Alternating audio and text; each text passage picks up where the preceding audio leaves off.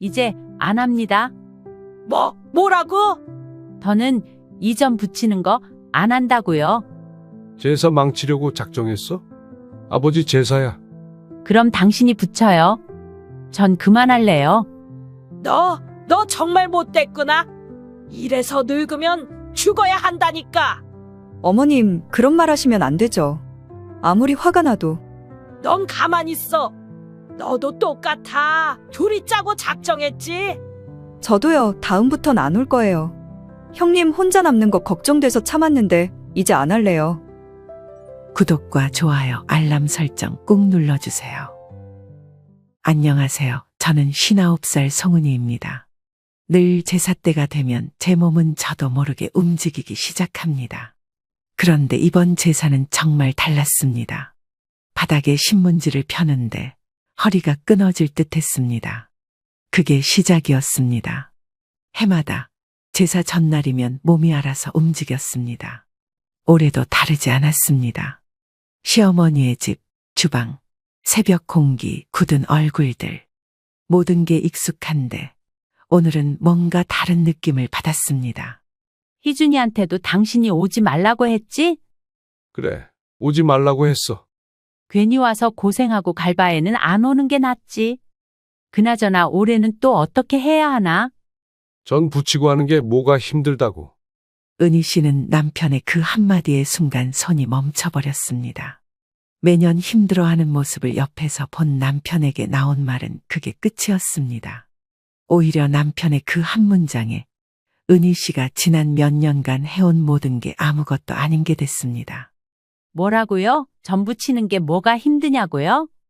아니 그게, 당신 왜 그렇게 예민해? 그 쉬운 전 당신은 한 번이라도 붙여본 적 있어요? 내가 왜 해? 내가 장남인데. 은희 씨는 남편의 말에 코웃음이 저절로 찾았습니다. 그래요, 당신은 장남이죠. 그래서 전을 안 붙여도 되고 저는 며느리라 당연히 붙여야 하죠. 은희 씨는 입 밖으로 나갈 것 같은 말을 겨우 멈췄습니다. 30년이 넘는 세월 동안 그 한마디를 듣지 않으려고 몸을 낮추고 살았습니다.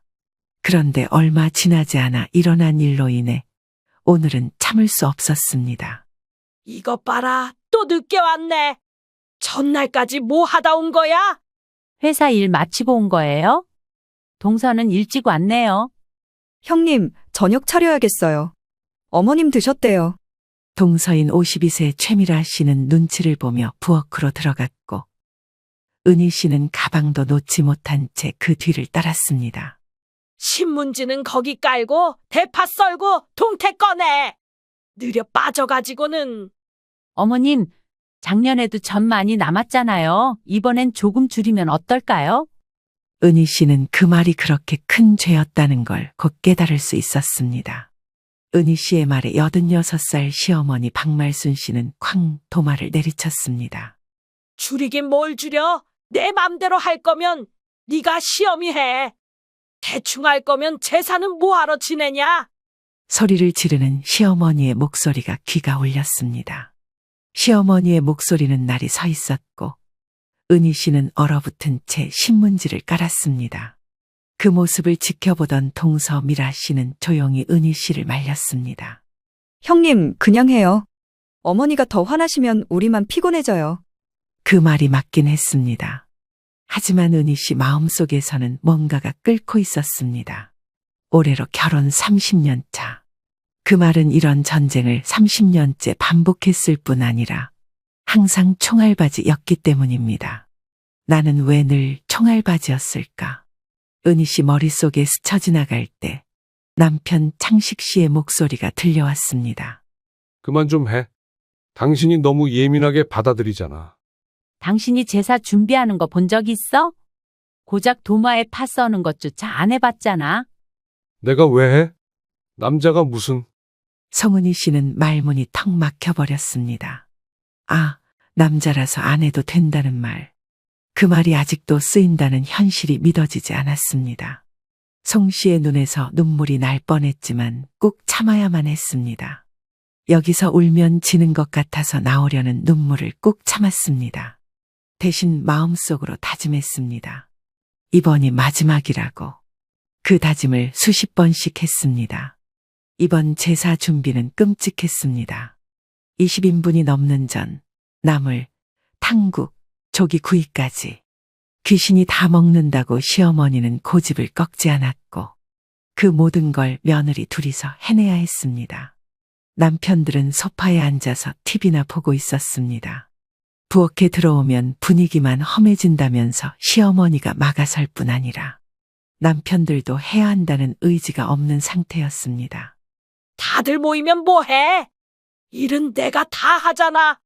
어휴, 몸종이 둘이라도 있으니 다행이지. 그 말에 숨이 멎는 줄 알았습니다. 그래도 가족이라 생각했는데 이 집에서 송 씨와 동서 최 씨는 며느리가 아니라 몸종이었습니다. 그리고 다음 날 제사 당일 아침 일이 생겼습니다. 송 씨는 4시 반에 일어나서 다시 부엌에 섰습니다. 도마에 쪽파를 올려놓는 순간 시어머니가 또 시작했습니다. 하품은 또 왜 해? 그런 정신머리로 무슨 제사를 지내? 죄송합니다. 정신머리도 없고 요령도 없고 진짜 바보 아니야? 그 순간 손에 들고 있던 쪽파를 탁 도마에 내리쳤습니다. 그만하세요. 어머님, 저는 바보도 아니고 요령 없는 사람도 아닙니다. 시어머니는 놀란 듯 송 씨를 쳐다봤습니다.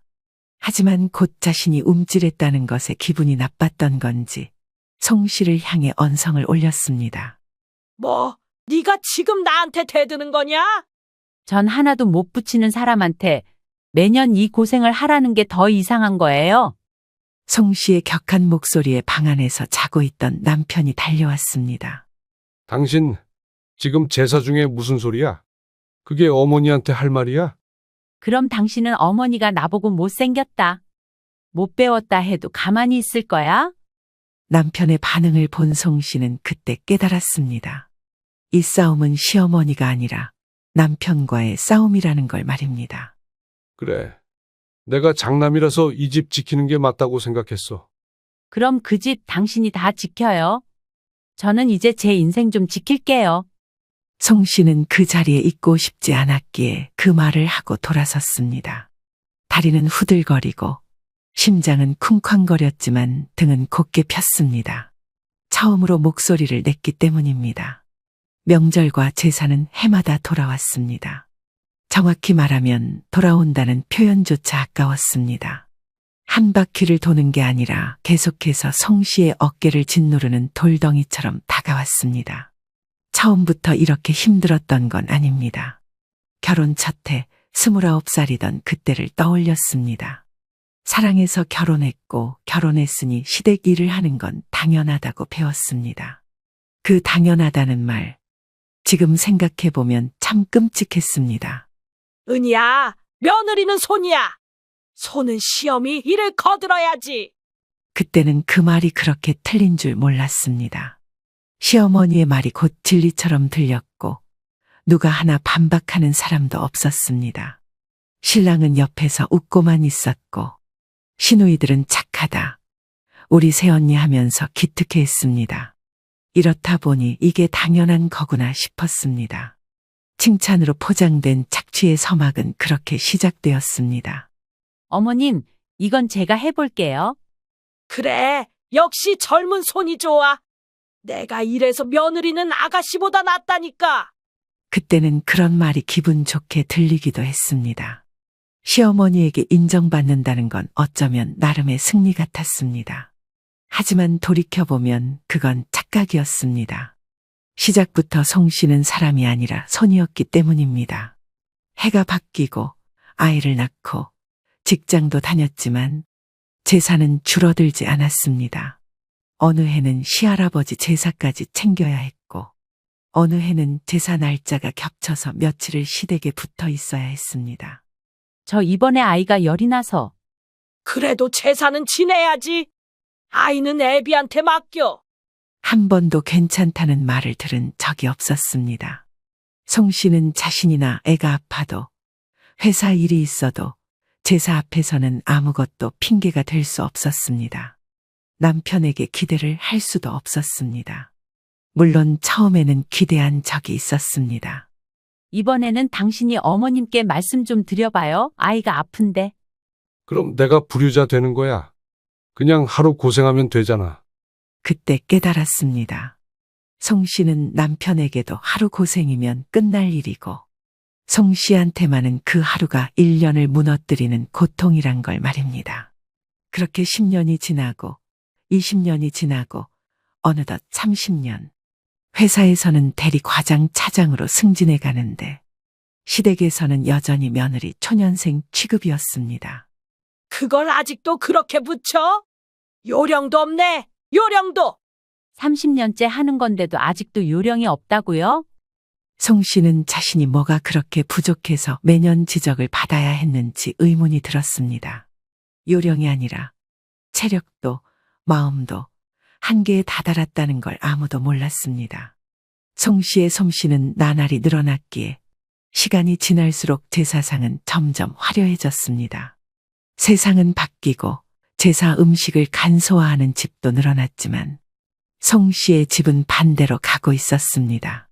조상님 앞에서는 간소화 못해라는 말 한마디에 며느리들의 팔뚝만 점점 두꺼워졌습니다. 형님, 갈치전도 해요? 어머님이 어제 말씀하셨잖아. 갈치 없으면 전이 아니라시더라고. 송 씨는 동서에게 말하면서도 정말로 그걸 먹는 귀신이 있다면 가슴속 한을 좀 알아줬으면 좋겠다는 생각까지 들었습니다. 그러던 어느 해 송 씨가 감기에 걸렸을 때도 시어머니는 말씀하셨습니다. 기침은 멈추고 해. 음식에 침 튀면 어쩌려고 그래? 그때도 송 씨는 제사상 앞에서 전을 부쳤습니다. 온몸이 덜덜 떨리고 속이 울렁거리는데도 일을 해야만 했습니다. 그땐 도망칠 수 없다고 믿었기 때문입니다. 그게 가족이라는 착각 때문이었습니다.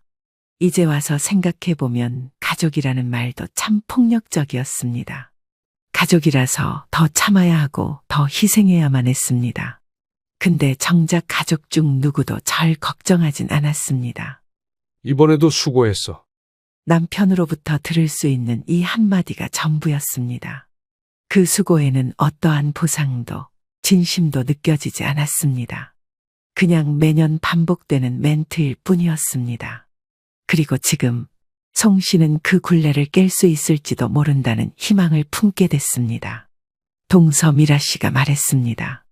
형님, 저도 이젠 안 갈 거예요. 어머님 보고 저도 깨달았어요. 이건 가족이 아니라 종이더라고요. 그 말에 눈물이 핑 돌았습니다. 송 씨는 혼자가 아니라는 점에서 위로를 받았습니다. 그때 문득 한 가지 생각이 들었습니다. 오래전 송 씨의 아들 희준이가 어릴 때 이렇게 말했습니다. 엄마, 왜 맨날 명절엔 슬퍼 보여? 그때는 웃으며 넘겼지만 이제 그 이유를 알 것 같습니다. 제사라는 굴레는 몸과 마음만 혹사시킨 게 아니라 송 씨의 삶 자체를 갉아먹고 있었던 겁니다. 그날 저녁 제사 끝나고 돌아온 남편은 말이 없었습니다. 평소엔 저녁밥부터 찾는 사람이었는데 오늘은 소파에 눕기 바빴습니다. 남편의 입은 닫혔고 표정은 굳어 있었습니다. 솔직히 말하면 송 씨는도 아무 말 하고 싶지 않았습니다. 몸도 마음도 다 지쳤기 때문입니다. 하지만 그 침묵이 더 답답했습니다. 오늘 당신 좀 너무했어. 뭐가요? 어머님한테 대드는 건 아니지. 다들 놀랐잖아. 전부 치다 말고 쪽파 도마에 내려놨다고요? 남편은 한숨을 쉬며 고개를 저었습니다. 그런 태도는 안 되는 거야. 남편의 그 말 한마디에 속이 확 뒤집혀버리는 기분이 들었습니다. 당신은 한 번이라도 전 붙여봤어요? 남편이 고개를 들더니 어이가 없다는 표정으로 송 씨를 봤습니다. 내가 왜 전을 붙여? 이제 대화가 의미 없다는 걸 알았습니다. 왜 전을 붙이냐는 그 말에 모든 게 담겨 있었습니다. 그 사람한텐 이 일이 노동이 아니라 그냥 관습 정도였던 거였습니다. 그 쉬운 전이라고요? 한 번이라도 붙여봤어요? 팔에 기름 튀고 허리는 끊어질 것 같고 손목은 아픈 그 전을요? 남편으로부터 더 이상 말이 나오지 않았고 눈을 마주치지도 않았습니다. 그저 TV를 켜고 채널을 돌리기 시작했습니다. TV 소리가 귀에 박혔습니다. 드라마 속 며느리는 시어머니에게 절을 하고 남편은 옆에서 웃고 있었습니다. 현실과는 다른 모습의 현실감이 전혀 느껴지지 않았습니다. 당신 엄마 나한테 뭐라고 하셨는지 알아요? 또 그 얘기야? 못생겼다, 못 배웠다, 자식도 못 가르쳤다. 들어도 되는 말이에요? 남편 김 씨는 답하지 않았습니다. 송 씨는 부엌으로 들어가 물을 마셨습니다. 그리고 다시 거실로 나와 남편 앞에 섰습니다. 난 더는 못 참겠어요. 당신이 엄마 편을 드는 건 알겠는데 적어도 나를 무시하지 말아야죠. 무시? 내가 언제 무시했어? 그 말에 웃음이 났습니다. 아무것도 안 하는 게 곧 무시라는 걸.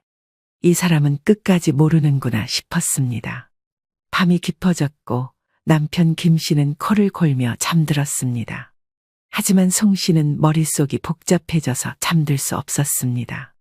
침대 옆 탁자에 놓인 휴대폰을 들고 사진첩을 열었습니다. 전 부치는 사진, 상 차리는 사진, 땀에 젖은 앞치마. 아들이 찍어주었던 사진들을 보며 속으로 중얼거렸습니다. 이게 사람 대접이냐고. 다음 날 아침 남편은 평소처럼 출근 준비를 했습니다. 송 씨는 조용히 식탁에 앉아 있었습니다. 오늘 뭐해? 장 보러 가? 아니요, 그냥 쉴 거예요. 왜? 무슨 일 있어?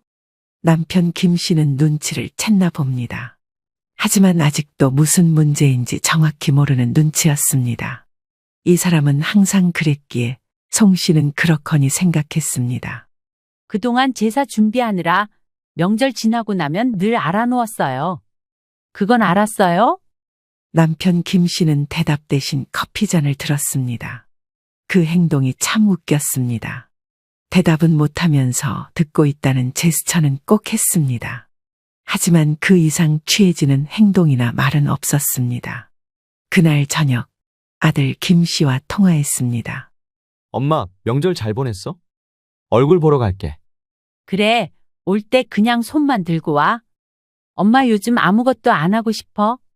송 씨의 싸늘한 반응에 아들 김 씨도 뭔가 느꼈나 봅니다. 예전 같으면 뭐 해줘요 했을 텐데 그냥 조용히 알겠다고 했습니다. 며칠 뒤 남편이 송 씨에게 말했습니다. 당신이 이번에 화낸 거 이해 못하는 건 아닌데 어머니한테는 너무했어. 어머니한텐 한마디 했지만 당신에겐 아직 아무 말도 안 했어요. 그 말에 김 씨가 당황한 듯 고개를 들었습니다. 난 제사 문제로 화난 게 아니라 당신이 매번 아무것도 안 하고 그걸 당연하게 생각해서 더 화가 났어요. 송 씨는 제사 자체가 문제가 아니라 그걸 내게만 맡기고 예민한 애라고 말하는 태도가 문제였습니다. 그럼 어떻게 해야 돼? 그 쉬운 전 당신이 한번 붙여봐요. 그래야 알죠? 남편은 말이 없었고 송 씨는 그런 남편을 바라보다가 방으로 들어갔습니다. 이번엔 확실히 전했으니 송 씨가 지금 무엇에 분노하고 있는지에 대해 알지 않았을까 하는 희망이 생겼습니다. 시간이 흘러 비가 오려는지 하늘이 눅눅했습니다. 제사 전날 다시 그 집에 가는 발걸음은 참 무거웠습니다. 그런데 이번에는 마음 한쪽이 조금 달랐습니다. 동서 최 씨 때문이었습니다. 형님, 저도 안 할 생각이에요. 이제 우리도 목소리 낼 때 된 것 같아요. 며칠 전 통화에서 들은 그 말이 아직도 귓가에 남아 있었습니다. 그날 이후로 송 씨는 최 씨와 같은 편이라는 든든함을 느꼈습니다. 저녁 7시 집에 도착하자마자 시어머니의 얼굴이 먼저 보였습니다. 변함없는 목소리, 변함없는 눈빛. 한눈에 봐도 오늘도 전쟁이겠구나 싶었습니다. 왔어? 늦었네. 미라는 한참 전에 왔다. 죄송해요. 회사 일이 있어서요. 회사 일이 무슨 핑계야? 제사가 우선이지. 조상 모시는 게 그런 거니? 송 씨는 입을 꾹 다물고 안으로 들어갔습니다. 늘 그랬듯 대꾸할 가치가 없는 말이었기 때문입니다. 부엌에 들어서니 최 씨가 앞치마를 두르고 상을 차리고 있었습니다. 조금 야위어 보였지만 눈빛만큼은 강해진 게 느껴졌습니다. 형님, 이리 줘요. 나머진 제가 할게요. 같이 해. 혼자 두면 또 뭐라 하실 거예요? 그렇게 둘이 다시 부엌을 메웠습니다. 하지만 예전과 달랐습니다. 우리는 말없이 눈빛으로 대화를 했고 마음속으론 같은 생각을 하고 있었습니다. 이번이 마지막이다. 새벽 4시 반, 눈을 뜨자마자 시어머니의 발소리가 들렸습니다. 또 시작이구나 싶었습니다. 벌써 늦었어. 부엌 들어가. 오늘 음식 많아. 예, 부엌에 들어가자 최 씨가 먼저 감자를 깎고 있었고 송 씨는 전을 준비했습니다. 기름이 튀는 소리와 시어머니의 잔소리는 여전히 날카로웠습니다. 하품하지 마. 정신 차려. 그딴 식으로 해서 언제 다 하겠니? 네, 어머님. 최 씨는 조용히 대답했지만 손놀림은 단호했습니다. 송 씨도 묵묵히 전을 부치며 머릿속으로 생각했습니다. 지금 이 모습 다 녹화하고 싶다. 한참 전을 부치던 중 시어머니가 다가왔습니다. 전이 너무 두껍잖아. 이래서 요령이 없다는 거야. 어머님, 이 정도가 딱 먹기 좋아요. 얇으면 다 찢어져요. 송 씨가 단호하게 말을 하자 시어머니가 한 템포 늦게 반응했습니다. 네가 전 전문가야? 참견은 말고 하라는 대로 해. 그 말에 웃음이 나왔습니다. 예전 같으면 주눅 들었겠지만 이제는 달랐습니다. 그렇게 몇 시간이 지나고 음식은 산처럼 쌓였습니다. 그 많던 음식들 막상 먹을 사람은 10명도 안 되는데 말입니다. 형님, 갈치전 남겠죠? 남을 거예요. 매년 다 버리잖아요. 그러게요. 이게 누구를 위한 음식인지 모르겠어요. 그 말에 가슴이 철렁했습니다. 누구를 위한 음식인가? 항상 하고 싶었던 말이었습니다. 점심 무렵 시어머니가 다시 등장했습니다. 그리고 손가락으로 음식을 집어보며 말했습니다. 저 나물 간이 안 맞아. 이건 다시 묻혀. 예, 하지만 송 씨는 목소리를 숨기지 않기로 했습니다. 조용하지만 딱딱하게 감정을 절제한 채 말했습니다. 이건 순종이 아니라 지침이었습니다. 식탁에 음식을 올려놓고 나자 남편과 시동생들이 하나 둘 내려왔습니다. 그 사람들 손엔 스마트폰과 물티슈 뿐이었습니다. 수고했어. 그 말 한마디에 화가 났습니다. 또 수고했다고. 고작 그 말이 전부야. 송 씨는 순간 화가 날 뻔했습니다. 한 번이라도 전 붙여본 적 있냐고요? 김 씨는 멈칫하더니 눈치를 봤습니다. 시어머니도 송 씨를 노려봤습니다. 또 시작이네. 또 시작이야. 어디서 말대답이야. 어머님, 너무하신 거 아니에요? 형님 말씀도 좀 들으셔야죠. 그 순간 최 씨가 말문을 열었습니다. 최 씨가 송 씨의 편을 들자 거실이 조용해졌습니다. 네가 뭘 안다고 그래? 시댁살이 해본 지 얼마나 됐다고? 저도 20년 넘게 했습니다. 이제는 말할 자격도 생겼겠죠. 그 말이 얼마나 통쾌했는지 몰랐습니다. 그동안 아무 말 못하고 있던 최 씨가 드디어 말하기 시작했습니다. 그 한마디에 송 씨도 힘을 얻었습니다. 우리는 가족이 아니라 노동력이었어요. 이게 무슨 가족이에요? 남편은 고개를 돌렸고 시동생은 일어났습니다. 시어머니만 남아 발을 동동 굴렀습니다. 이제 제사도 못 지내겠네. 며느리들이 저러니 조상이 노하셔. 그 소리가 참 가소로웠습니다. 조상이 노한다는 말로 며느리를 다스릴 수 있는 시대는 끝났습니다. 조상님보다 며느리들이 먼저 노했어요. 그날 밤 송 씨는 최 씨를 불러다가 맥주를 한 캔씩 마셨습니다. 숨죽여 살던 시간이 떠오르며 눈물이 났습니다. 형님, 저도 이젠 안 참아요. 다음 제사 땐 저도 집에 있을 거예요. 우리 둘 다 안 가요. 진짜예요. 송 씨는 최 씨와 그렇게 손을 맞잡았습니다. 진심으로 같은 생각을 하는 사람이 옆에 있다는 게 얼마나 큰 위로인지 처음 느꼈습니다. 제사 당일, 몸보다 마음이 더 무거웠습니다. 오늘은 뭔가 다를 거라는 예감 때문이었습니다. 불안이라기보다는 이제 정말 끝낼 때가 됐다는 감각이었습니다. 자, 얼른 전부터 붙여. 오늘 갈치전이랑 고추전도 해야 해. 어머님, 고추전은 작년에도 너무 많이 남아서. 남으면 버리면 되지. 귀신이 먹는 거야, 귀신이. 그 말이 너무 기가 막혀서 말문이 막혔습니다. 귀신이 먹는 전을 부치느라 며느리들은 귀신이 되어 가고 있었습니다. 기름 팬 앞에 선 지 3시간이 지났을 무렵 허리가 끊어질 듯 했습니다. 최 씨도 진이 빠진 듯 말없이 손을 놀렸습니다. 근데 그때였습니다. 시어머니가 기름 묻은 손으로 전을 툭 집어 드시더니 말했습니다. 이게 뭐야? 자, 먹지도 못하게 만들었네. 음식에 정성이 없으니 이런 거지. 그 말의 순간 머리가 멍해졌습니다. 정성이 없다고요. 어머님, 저 오늘 아침부터 일어나서 이 점 붙이고 있어요. 그걸 힘들다고 해? 나 때는 아궁이로 불 지피고 했어. 요즘 애들은 어휴.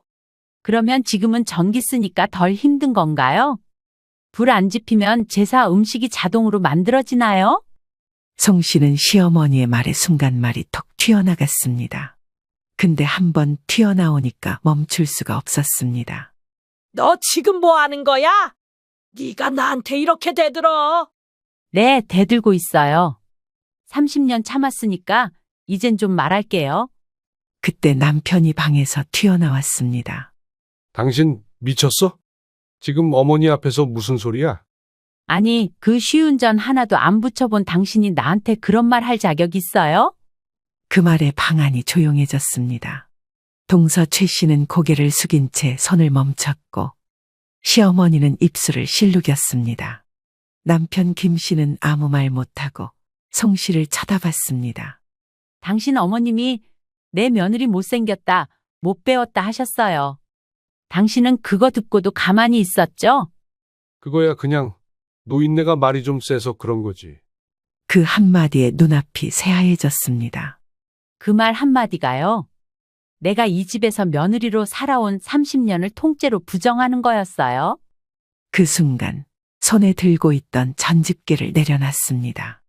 신문지 위에 차곡차곡 쌓아놓았던 전중. 하나를 툭 집어들고 그대로 탁 던졌습니다. 기름 냄새와 함께 전이 허공을 가르고 신문지를 찢으며 바닥에 떨어졌습니다. 모두가 얼어붙었습니다. 그때 송 씨는 담담하게 말했습니다. 이제 안 합니다. 뭐라고? 더는 이 점 붙이는 거 안 한다고요. 제사 망치려고 작정했어? 아버지 제사야. 그럼 당신이 붙여요. 전 그만할래요. 남편 김 씨는 얼굴이 새빨개졌고 시어머니는 손으로 입을 막고 헉소리를 냈습니다. 너 정말 못됐구나. 이래서 늙으면 죽어야 한다니까. 그 말에 최 씨가 고개를 번쩍 들었습니다. 어머님, 그런 말 하시면 안 되죠. 아무리 화가 나도. 넌 가만히 있어. 너도 똑같아. 둘이 짜고 작정했지. 저도요, 다음부턴 안 올 거예요. 형님 혼자 남는 거 걱정돼서 참았는데, 이제 안 할래요. 그 말에 시어머니는 충격을 받은 듯 의자에 털썩 주저앉았습니다. 이게 무슨 꼴이야? 조상님 앞에서 이런 꼴을 보다니. 조상님보다 우리 허리디스. 그가 먼저 망가졌어요. 남편 김 씨는 손으로 머리를 감싸고 쭈그려 앉았습니다. 시동생은 눈치만 보다가 방으로 들어갔습니다. 이 전쟁에는 끼지 않겠다는 게 눈에 보였습니다. 그날 그 집안의 공기가 완전히 달라졌습니다. 정적은 길었고 누구도 먼저 움직이지 않았습니다. 송 씨는 최 씨에게 눈짓했고 둘이 조용히 방으로 들어가 짐을 챙겼습니다. 우리 가요? 진짜요? 응, 가요. 우린 할 만큼 했어요. 현관문을 나설 때 남편 김 씨가 따라 나왔습니다. 진짜 이럴 거야? 우리 아버지 제사인데? 당신은 왜 늘 당신 가족만 생각해요? 난 가족 아니에요? 남편은 말없이 서 있었습니다. 송 씨는 그 얼굴을 마지막으로 보고 현관문을 닫았습니다. 그날 송 씨는 처음으로 제사날에 집으로 돌아왔습니다. 거실에 앉아 조용히 커피를 마셨고 마음속 깊은 곳에서 이상한 평화가 밀려왔습니다. 이날은 송 씨가 스스로 자신을 지켜낸 날이었습니다. 처음으로 자신의 인생 방향키를 거머쥐었다고 느낀 날 말입니다. 집에 돌아온 그날 밤, 송 씨는 아무 말도 하지 않았습니다. 거실 소파에 앉은 남편은 말을 걸까 말까 머뭇거리다 결국 침실로 들어가 버렸습니다. 다음 날 아침, 송 씨는 회사에 갔습니다. 누가 보면 아무 일도 없었던 것처럼 보였을 겁니다. 하지만 송 씨 마음속에선 거대한 지각 변동이 일어나고 있었습니다. 이제는 더 이상 돌아갈 수 없다는 걸 송 씨 스스로도 알고 있었습니다. 점심시간, 핸드폰을 열어 동서 미라에게 메시지를 보냈습니다. 어제 괜찮았어요. 얼마 지나지 않아 답장이 왔습니다. 형님, 저 사실 속이 시원했어요. 그 답장을 보고 갑자기 눈물이 났습니다. 그동안 혼자만 미친 사람처럼 느껴졌는데 같은 마음을 가진 누군가가 있다는 게 이렇게 큰 위안이 될 줄 몰랐습니다. 그날 저녁, 송 씨는 최 씨에게 전화를 걸었습니다. 동서, 나 이번에 진짜로 제사 안 갈 거야. 저도요, 이번에 마음 굳혔어요. 제 뜻도 변함없어요. 최 씨의 목소리는 단호했습니다. 늘 조용하고 순하던 사람이 맞나 싶을 정도였습니다. 형님 없으면 제가 혼자 다 해야 되잖아요. 그게 겁났는데 이번엔 안 무서워요. 진짜로요. 그 말을 듣고 웃음이 났습니다. 같이 못 간다는 불안이 아니라 이제는 안 가도 된다는 해방감이 더 컸습니다. 며칠 뒤 남편 김 씨가 조심스럽게 말을 꺼냈습니다. 다음 달 제사 희준이한테 말해놔야 하지 않겠어? 말해봤자 해요. 걔 회사 일정도 있고. 이번엔 안 갈 거예요. 너무 매정하게 굴지 마. 그 말이 또 화근이 됐습니다. 매정? 30년 제사에 매년 갔던 사람이 이번 한 번 빠진다고 매정한 거예요? 엄마가 상처받으시잖아. 나는요? 난 평생 상처만 받고 살았어요. 남편 김 씨는 더 말하지 않았습니다. 뭐가 잘못됐는지 알면서도 절대로 책임지진 않습니다. 그렇게 쌓은 나날들이 지나가던 중 다음 제사를 일주일 앞둔 날이었습니다. 아침부터 시어머니로부터 전화가 왔습니다. 벨이 울리는 걸 보자마자 머리가 지끈거리는 듯한 느낌이 들었습니다. 속만 시끄러워질 것 같아서 받지 않았더니 남편에게서 문자가 왔습니다. 엄마가 왜 전화 안 받냐고 하셔. 대답하지 않았습니다. 이젠 그 통제 방식이 통하지 않는다는 걸 보여줘야 했습니다. 다음 날 저녁 시동생으로부터 전화가 오더니 형수님, 설마 이번에도 안 오시는 건 아니죠? 라고 말했습니다. 송 씨는 시동생에게 단호한 어조로 말했습니다. 네, 이번에 안 가요. 앞으로도 그럴 거고요. 그러자 시어머니가 충격을 많이 받았다며 숙여달라는 시동생의 부탁에 이제 제 충격도 생각 좀 해주세요.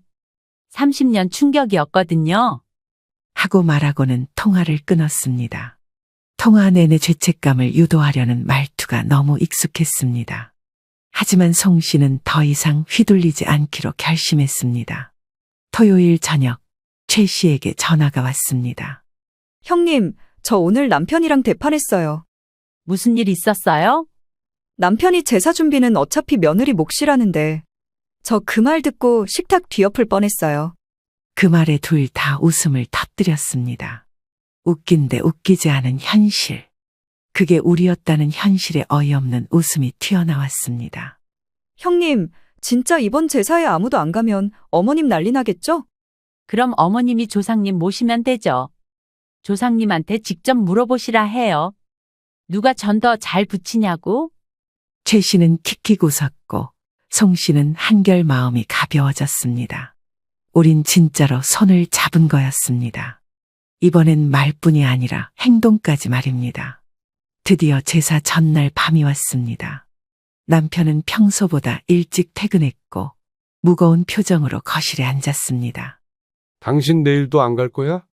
응, 출근해. 그리고 집 청소할 거야. 재수 씨 집도 난리래. 재수 씨도 안 간다더라. 그 말을 듣고 피식 웃음이 나왔습니다. 텔레파시가 잘 통했네. 진짜 이렇게까지 해야 돼? 이렇게까지 안 했으면 우린 평생 몸종으로 살았을걸? 남편 김 씨는 입을 다물었고 그날 밤 늦게까지 거실을 서성였습니다. 결국 김 씨가 혼자 제사 집으로 내려가게 되리란 건 뻔한 결말이었습니다. 다음 날 아침, 송 씨는 출근복을 입고 회사로 갔습니다. 동서도 회사에 출근했다고 연락받았습니다. 둘 다 각자의 삶으로 돌아간 거였습니다. 점심시간, 미라에게서 메시지가 왔습니다. 형님, 속이 다 시원하죠? 송 씨는 살겠더라, 진짜 살 것 같았어. 하고 답했습니다. 그 짧은 문장이 우리 마음을 다 담고 있었습니다. 며느리에서 여자로, 인간으로 다시 돌아오는 기분이었습니다. 남편은 혼자 제사를 치르고 돌아왔습니다. 짐이 많았는지 비틀거리며 현관문을 열었고 손엔 검은 봉투 2개가 들려 있었습니다. 무거운 전 냄새가 퍼졌습니다. 묻지도 않았고 맞이하지도 않았습니다. 갔다 왔어. 그래요. 그 말이 전부였습니다. 예전 같았으면 전을 덜어주고 고생했겠다고 했겠지만 이젠 그럴 마음도 의무도 없었습니다. 남편은 봉투를 식탁 위에 내려놓았습니다. 그리고 소파에 털썩 앉더니 숨을 내쉬었어요. 어머니가 많이 놀라셨어. 당신이 안 와서. 놀라실 만도 하죠? 평생 부려만 봤으니까요. 남편은 눈치를 보더니 조심스럽게 말을 이어갔습니다. 그래도 가족인데 좀 더 부드럽게 말하면 좋잖아. 그 말에 웃음이 나왔습니다. 부드럽게요. 그럼 30년 동안 들은 험한 말들은요. 머릿속에는 낯선 말들이 떠올랐지만 한 번은 참았습니다. 그럼 어머님이 날 바보라 부르고 못생겼다고 할 땐 뭐라 하셨어요? 노인네가 좀 거칠어서 그런 거지. 거칠다는 게 사람 인격을 짓밟는 거예요. 남편 김 씨는 말문이 막힌 듯 고개를 숙였습니다. 이 사람은 평생 이런 식이었으니 말입니다. 이도 저도 못하고 결국 아무 말 안 하는 걸로 모든 걸 모면했습니다. 나는 사람 대접 한번 받아보고 싶었어요. 가족이라면서 왜 한 번도 보호받지 못해야 해요? 너무 예민하게 받아들이는 거야. 그 말에 갑자기 피가 거꾸로 솟는 것 같았습니다. 예민하다는 말, 감정이 과하다는 말. 그건 결국 문제는 너한테 있다는 말이었기 때문입니다. 예민한 게 아니고 상처받은 거예요. 30년을 당하면서도 아무 말 안 했던 사람이 드디어 말한 건데 그걸 예민하다 해요? 너무 크게 만들지 말자. 우리 아들 결혼도 앞두고 있고. 그 순간 머리가 띵했습니다. 가족이 흔들리는 것보다 주변의 시선이 더 중요한 거였구나 싶었습니다. 당신 엄마랑 사는 게 편하죠? 남편이 눈을 동그랗게 뜨고 송 씨를 바라봤습니다. 뭐? 그냥 엄마랑 같이 사세요. 저는 이제 당신이랑 못 살겠어요. 남편은 아무 말도 못했습니다. 그 표정을 지금도 잊을 수 없었습니다. 자기가 잘못한 게 뭔지도 모르겠다는 그 당혹감이 보였습니다. 어떻게 이게 이혼까지 가냐는 그 억울함. 지금 그게 무슨 소리야? 그냥 제사 한번 안 간 것 가지고. 제사 때문이 아니에요. 당신이 날 존중하지 않아서예요. 내가 뭘 안 했다고 그래? 생활비 대고 가족 챙기고. 가족은 당신 엄마 말고 나랑 아들이잖아요. 근데 당신은 항상 엄마만 챙겼어요. 그 말에 남편은 아무 말도 하지 못했습니다. 그리고 송 씨는 계속 말했습니다. 당신은 내가 그렇게 고생할 때도 몰랐죠? 명절마다 허리 아파서 물리치료 다니고 명절 끝나면 독감으로 누웠던 거. 그건 몰랐지. 말 안 했잖아. 그 말에 헛웃음이 났습니다. 말하면 뭐해요? 그때도 예민하다 했을 거잖아요. 그날 밤 남편은 말없이 소파에서 잠들었고 송 씨는 침실 문을 잠갔습니다. 처음으로 정말로 이 집과 이 사람에게서 마음이 멀어진 날이었습니다. 다음 날 아침 이혼에 대해 검색했습니다. 재산 분할, 책임 사유, 이혼 사유 정리. 이혼이 현실로 다가왔고 두려움보다 해방감이 더 컸습니다. 송 씨는 마음의 결정을 내린 후 동서 최 씨에게 전화를 걸었습니다. 동서, 나 이혼할 생각이야. 형님, 정말요? 응, 더는 안 되겠어. 이 사람은 내가 없으면 안 될 줄 알더라. 형님, 저도 사실 요즘 그런 생각했어요. 나도 이제 내 인생 좀 살아야겠다 싶어서. 송 씨는 전화기를 내려놓고 거울을 봤습니다. 눈가의 주름은 깊어졌지만 표정은 오히려 밝아졌습니다. 비로소 나를 나답게 만들어가는 기분이 들었기 때문입니다. 결정은 생각보다 조용히 내려졌습니다. 한밤중 거실 조명 하나만 켜놓고 조용히 앉아 있었습니다. 남편은 자고 있었고 시어머니는 모를 일이었습니다. 송 씨는 핸드폰을 켜고 이혼 변호사 상담이라고 검색했습니다. 그리고 다음 날 점심시간에 처음으로 상담 전화를 걸었습니다. 목소리를 내는 건 어렵지 않았습니다. 이미 마음은 오래전부터 정해져 있었습니다. 변호사는 차분하게 물었고 송 씨는 조목조목 대답했습니다. 30년간 쌓아온 억압의 내역을 그렇게 열거하게 될 줄은 몰랐습니다. 그날 저녁 송 씨는 남편에게 말했습니다. 나 이혼할 거예요. 다음 주 변호사랑 상담 있어요. 남편 김 씨의 얼굴이 순간 얼어붙은 것 같았습니다. 그게 무슨 말이야? 그냥 잠깐 감정 상한 거 아니었어? 아니에요. 그동안 감정만 상한 줄 알았는데 삶 전체가 무너졌다는 걸 이제야 알았어요. 남편 김 씨는 손을 머리에 얹고 고개를 저었습니다. 지금 와서 이혼이라니 당신 정말 너무하잖아. 나는 지금까지 너무 안 해서 이러는 거예요. 이제라도 나를 좀 해보려고요. 그날 밤 남편 김 씨는 잠을 못 이뤘는지 계속 뒤척였습니다. 침실에 들어오지도 못하고 거실에 앉아 혼잣말을 하다 잠들었습니다. 이튿날 시어머니에게 연락이 갔는지 전화가 걸려왔습니다. 받지 않았더니 문자 한 통이 날라왔습니다. 너 미쳤니? 네가 뭔데 우리 아들을 버려? 말끝마다 욕설이 붙어 있었습니다. 남편 김 씨는 점점 다급해졌습니다. 말투가 달라졌고 표정도 초조해졌습니다. 지금 이혼하면 엄마는 어떻게 해? 우리 아들 결혼도 고진데 체면이 말이 아니잖아. 당신은 마지막까지도 남 체면부터 걱정하네요. 그럼 넌 어떻게 살 건데? 이 나이에 혼자 살 수 있다고 생각해? 그 말에 피식 웃음이 났습니다. 나 혼자 사는 거 무섭지 않아요. 당신이랑 사는 게 더 무서웠어요.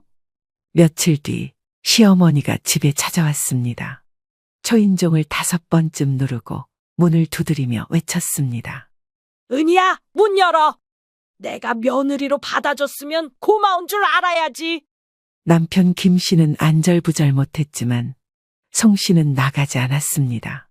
그 모든 행위는 예전엔 무기였지만 지금은 하나도 위협이 되지 않았습니다. 김 씨는 송 씨의 눈치를 보다가 시어머니를 모시고 집으로 갔고 그날 밤 전화가 왔습니다.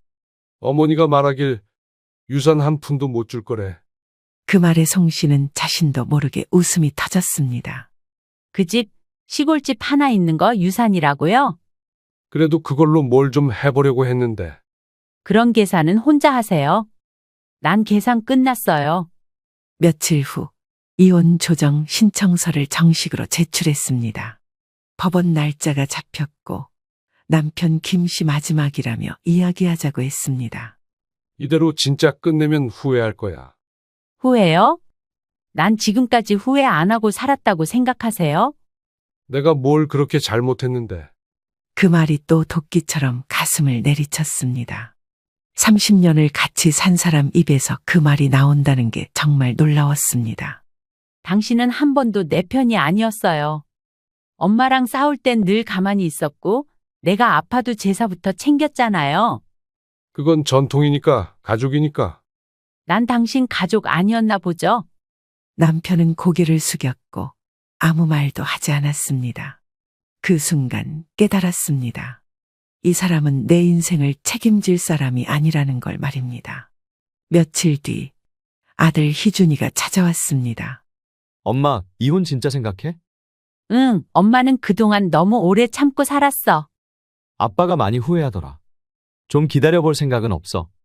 희준아, 엄마가 참는 걸 당연하게 여기는 사람과는 더 못 살아. 아들 김 씨는 조용히 고개를 끄덕였습니다. 무언에 의해 그걸로 충분했습니다. 이혼이 확정된 날, 송 씨는 혼자 떡볶이를 사 먹었습니다. 그날따라 뭔가 매운 게 당겼기 때문입니다. 그냥 집에 들어가기 싫어서 오래된 분식집 의자에 앉아 멍하니 앉아 있었습니다. 머리는 복잡했는데 이상하게 마음은 편했습니다. 어쩌면 처음으로 진짜 내 시간을 쓰고 있다는 느낌 때문이었습니다. 집으로 돌아온 후 가장 먼저 한 건 냉장고 정리였습니다. 냉동실엔 명절 때마다 챙겨온 전이 빼곡했고 냉장칸엔 시어머니가 보내준 나물이 들어 있었습니다. 하지만 지금은 다 버렸습니다. 그걸 치우는 데만 1시간 넘게 걸렸는데 그 시간이 기분 좋을 수 있다는 걸 그제야 알았습니다. 며칠 후 남편 김 씨는 조용히 짐을 챙겨 나갔습니다. 아무 말도 하지 않았습니다. 문을 나서기 전 한 번 송 씨를 돌아보긴 했지만 송 씨는 일부러 눈을 마주치지 않았습니다. 그래도 고마웠다. 그게 남편 김 씨가 남긴 마지막 말이었습니다. 그 말이 나쁜 건 아니었지만 너무 늦었습니다. 30년을 지나고 나서야 나오는 고마움이란 차라리 없느니만 못했습니다. 이혼 후 송 씨는 직장을 잠시 쉬기로 했습니다. 그간 몰아서 써본 적 없던 연차를 다 써서 한 달을 쉬기로 했기 때문입니다. 처음엔 뭐라도 해야 할 것 같아서 불안했는데 이상하게 아무것도 안 하는 하루가 제일 좋았습니다. 낮에는 카페에 앉아 책을 읽고 가끔은 한강 근처 벤치에 앉아 바람도 맞았습니다. 누가 보면 참 한가한 중년 여자 같았겠지만 송 씨한텐 그 시간들이 하나하나 보석처럼 느껴졌습니다. 그리고 놀랍게도 시간이 지나니까 제사 걱정을 안 해도 된다는 사실이 믿기지 않았습니다. 9월 추석이 다가왔을 때 예전 같으면 장을 봐야 했고 어깨가 결려야 했고 친정엔 못 간다는 아쉬움이 밀려왔을 겁니다. 그런데 지금은 행복한 고민을 하고 있습니다. 이번 추석엔 제주도나 가볼까? 그 말이 그냥 입 밖으로 나왔고 그 말을 스스로가 들으며 깜짝 놀랐습니다. 제사를 지내지 않는다는 게 이렇게 큰 자유인 줄은 몰랐습니다. 동서 최 씨와는 여전히 연락하고 있습니다. 둘이 같이 반찬 가게 창업 아이디어를 내면서 수다를 떨 뿐 아니라 주말마다 카페에서 수다 떠는 게 낙이었습니다. 형님, 우리 예전 같았으면 지금 전 붙이고 있었겠죠? 그러게 전 대신 커피 냄새가 좋다. 둘이 웃었고 송 씨는 그 웃음소리만으로도 하루가 충전됐습니다. 사람은 진짜 관계가 하나라도 단단하면 잘 살 수 있구나. 그걸 몸으로 느낄 수 있었습니다. 그 후 전 남편에 대한 이야기를 들었습니다. 시어머니는 여전히 시골집에 계셨고 남편이 혼자 모시고 있다고 들었습니다. 하지만 그 이상 어떻게 지내는지는 궁금하지 않았습니다. 송 씨가 걱정한다고 해서 달라질 사람도 아니니까 말입니다. 어느 날 아들이 저녁을 사자고 했습니다. 엄마, 요즘 많이 밝아졌어요. 그래 보여? 응, 예전엔 늘 뭔가 바빠 보이고 피곤해 보였는데 이제는 그냥 엄마 같아. 그 말이 참 고마웠습니다. 엄마 같은 사람이 아니라 진짜 엄마로 보인다는 말. 그건 아마 제가 며느리 역할을 내려놓았기 때문일 겁니다. 그리고 그날 밤, 송 씨는 다이어리에 이렇게 적었습니다. 오늘도 제사 없는 하루, 오늘도 나로 살아있는 하루. 그렇게 송 씨는 더 이상 누군가의 딸도, 아내도, 며느리도 아닌 그냥 송은이로 살아가고 있습니다. 이게 송 씨가 살고 싶은 삶이었기 때문입니다. 늦었지만 그래도 도착했으니 다행입니다. 이 사연은 여기서 끝나지만 아마 어딘가에서 또 다른 은희들이 오늘도 전을 부치고 있을지도 모릅니다. 그분들께 말해주고 싶었습니다. 여러분들도 더 이상 그렇게 살 필요 없다고. 시청자 여러분, 오늘 이야기 어떠셨나요? 여러분들의 생각과 경험을 아래 댓글에 공유해 주세요. 이거 어머님 건강검진 결과예요. 어머님 혈압이 조금 불안정해서 앞으로는 이 약 드셔야 해요. 제가 아침 저녁으로 챙겨드릴게요. 혈압? 네, 제가 병원에서 선생님하고도 통화했어요. 어머님 요즘 자주 피곤해하시고 약간 혼동도 있으셔서 혹시나 해서요. 혼동이라니. 예를 들면 시간 감각이라든지 날짜를 착각하신다든지 작은 신호일 수 있거든요. 지연아, 내가 혹시 치매 검사 같은 것도 해야 하니? 아니요, 그런 건 아직은 아니고요. 미리미리 체크하는 거예요. 요즘은 예방이 중요하잖아요. 가을비가 촉촉히 내리던 월요일 오후 금자 씨는 복지관 옆 벤치에 혼자 앉아 있었다. 손에 쥔 종이봉투 안에는 직접 담근 무말랭이 장아찌가 들어있었고 곧 아들 집으로 들어갈 예정이었다. 비닐봉투 안 장아찌 병이 조금씩 흔들릴 때마다 부딪히는 소리가 작게 울렸다. 금자야, 너 진짜 들어간다고? 그 집으로? 그때 금자 씨와 오랜 인연을 이어온 친구 정화 씨가 우산을 살짝 기울이며 다가왔다. 응, 애들이 계속 같이 살자고 해서 방도 따로 빼준대. 나는 못 믿겠어. 너 그 며느리 그냥 말뿐이야. 전에 너 없을 때 복지관에서 나한테 무슨 말을 했는지 알아? 금자 씨는 시선을 피했다. 정화야, 그래도 가족이야. 이 나이에 혼자 밥 차려 먹는 것도 힘들고 나도 좀 기대고 싶어. 자식이라는 게 뭐니? 그래도 재훈이가 엄마를 모른 척 하지는 않을 거 아냐. 정화 씨는 말없이 금자의 손에 있는 비닐봉투를 바라보다가 한숨을 쉬었다. 그래, 근데 명심해. 편하게만 있으려는 사람은 없어. 누군가를 편하게 해주려는 사람만 있을 뿐이지. 자식이라고 해서 다 부모를 위하지는 않아. 요즘 젊은 사람들이 얼마나 자기 이익을 잘 따지는데? 자기가 불편하면 부모고 뭐고 없다더라. 아무튼 네가 내린 결정이니 좋은 선택이겠지. 혹여나 아니다 싶으면 바로 나와. 금자 씨는 그 말의 뜻을 다 이해하지 못한 채 작은 고개를 끄덕이며 자리에서 일어났다. 얼마 뒤 택시를 타고 20분 정도가 지났을 무렵 아들 재훈 씨가 사는 아파트 단지가 보였다. 넓은 아파트 단지는 정돈된 정원과 잔디, 관리인의 휘파람 소리가 어우러져 있었다. 엄마, 현관문이 열리자마자 재훈 씨가 환하게 웃으며 손을 뻗었다. 아들의 얼굴에선 오랜만에 보는 웃음기가 번졌고 금자 씨는 안도하며 입꼬리를 올렸다. 너무 늦었지? 비 오니까 택시도 잘 안 잡히고. 괜찮아. 집사람 안에 있어. 엄마 방 정리해뒀대. 아이고, 고맙다. 어머님, 오셨어요? 이쪽이에요. 어머님 방 옷장은 아직 정리 중이에요. 불편하셔도 조금만 양해 부탁드려요. 지연 씨의 목소리는 부드럽고 웃음이 가득했지만 금자 씨는 어디선가 어색한 기운을 느꼈다. 지연 씨는 방을 안내하며 끊임없이 말했지만 그 말들 사이사이에 벽처럼 무언가가 막혀있는 느낌이 들었다. 방은 깔끔했고 햇살도 잘 들었다. 침대, 작은 책상, 그리고 구석에 놓인 가습기. 그러나 금자 씨의 눈엔 냉장고가 보이지 않았다. 혹시 내 방에 작은 냉장고 놓을 생각 없니? 너희들한테 부탁하는 것도 일이고 그냥 작은 냉장고 하나만 있으면 좋을 것 같은데 말이다. 아, 그건 좀 곤란해요. 전기세도 그렇고 음식은 부엌에 다 있잖아요. 필요하신 거 말씀만 하세요. 제가 바로 가져다 드릴게요. 지연 씨는 웃으며 말했다. 하지만 그 가져다 드릴게요라는 말에서 금자 씨는 이상한 선을 느꼈다. 자신이 뭔가를 자유롭게 할 수 없는 것처럼 들렸다. 다음 날 아침 금자 씨는 일찍 일어났다. 새벽에 냉기가 등짝을 타고 스며들었지만 익숙한 느낌이었다.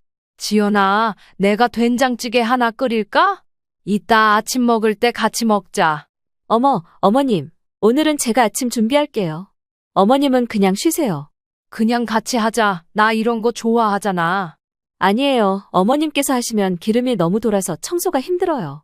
오늘은 생선 굽는 날이기도 하고. 지연 씨는 여전히 웃고 있었지만 그 웃음은 눈가까지 닿지 않았다. 아침 식사는 가족 셋이 먼저 식탁에 앉았고 금자 씨는 식탁 옆 작은 사이드 테이블에 앉아 있었다. 할머니, 왜 여기서 먹어요? 예준아, 거긴 우리 식사하는 자리잖아. 할머니는 혼자 드시는 게 편하시대. 나는 그런 말 한 적 없는데. 엄마, 이 사람도 힘들어. 그냥 말하는 대로 해. 그날 밤 금자 씨는 전화기를 들었다. 복지관 친구 정화 씨의 번호를 눌렀지만 통화 연결이 되지 않습니다라는 기계음만 들렸다. 전화기가 고장났나? 그러나 그 전화기는 멀쩡했다. 금자 씨는 다음날 정화 씨가 전화를 받지 않자 관리실에 부탁해 복지관으로 직접 찾아가기로 결심했다. 복지관 앞 벤치에 앉아 있던 정화 씨는 금자의 모습을 보자 벌떡 일어섰다. 너 무슨 일 있어? 나 부엌도 못 들어가. 밥도 따로 주고 무슨 환자 같아. 방에 작은 냉장고 하나 놔달라니까 전기세 운운하면서 안 된다고 하는 거 있지. 벌써부터 삐걱거리면 곤란한데 내가 너무 유난인가 봐. 유나는 무슨 그까짓 냉장고 하나 드린다고 전기세가 몇십만 원 오르는 것도 아니고 말이야. 그리고 내가 말했잖아. 조심하라고. 그 며느리 예전부터 냉랭했어. 지금이라도 나와. 우리 둘이 살아도 돼. 아니야, 아직은 뭐라 판단하기가 이른 것 같아.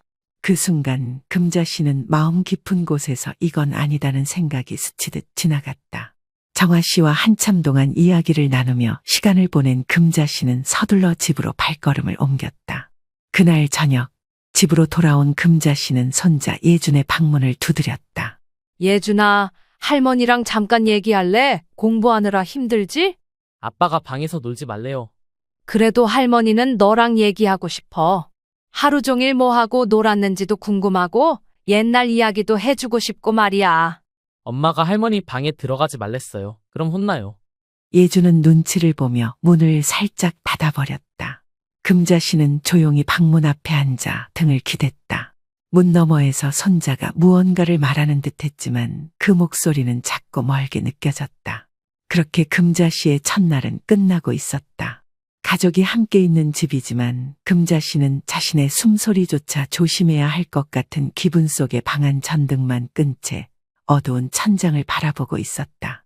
가족과 함께하면 따뜻한 온기를 느끼며 서로 행복하게 지낼 수 있을 줄 알았다. 하지만 돌아오는 건 서로 경계하는 듯한 느낌과 낯선 무언가가 금자 씨를 사로잡을 뿐이었다. 조금 뒤 문 바깥에서 익숙한 목소리가 들렸다. 어머님, 내일부터 반찬은 제가 챙겨드릴게요. 너무 짜게 드시는 것 같아서요. 나는 그냥 입맛대로 먹고 싶은데. 그럼 저희 가족이랑 식사는 따로 하시는 게 낫겠네요. 예준이도 건강식 먹어야 해서요. 금자 씨의 말이 끝나자 조용히 문 닫히는 소리만 들렸다. 금자 씨는 침대에 앉은 채 오래도록 손등을 쓰다듬고 있었다.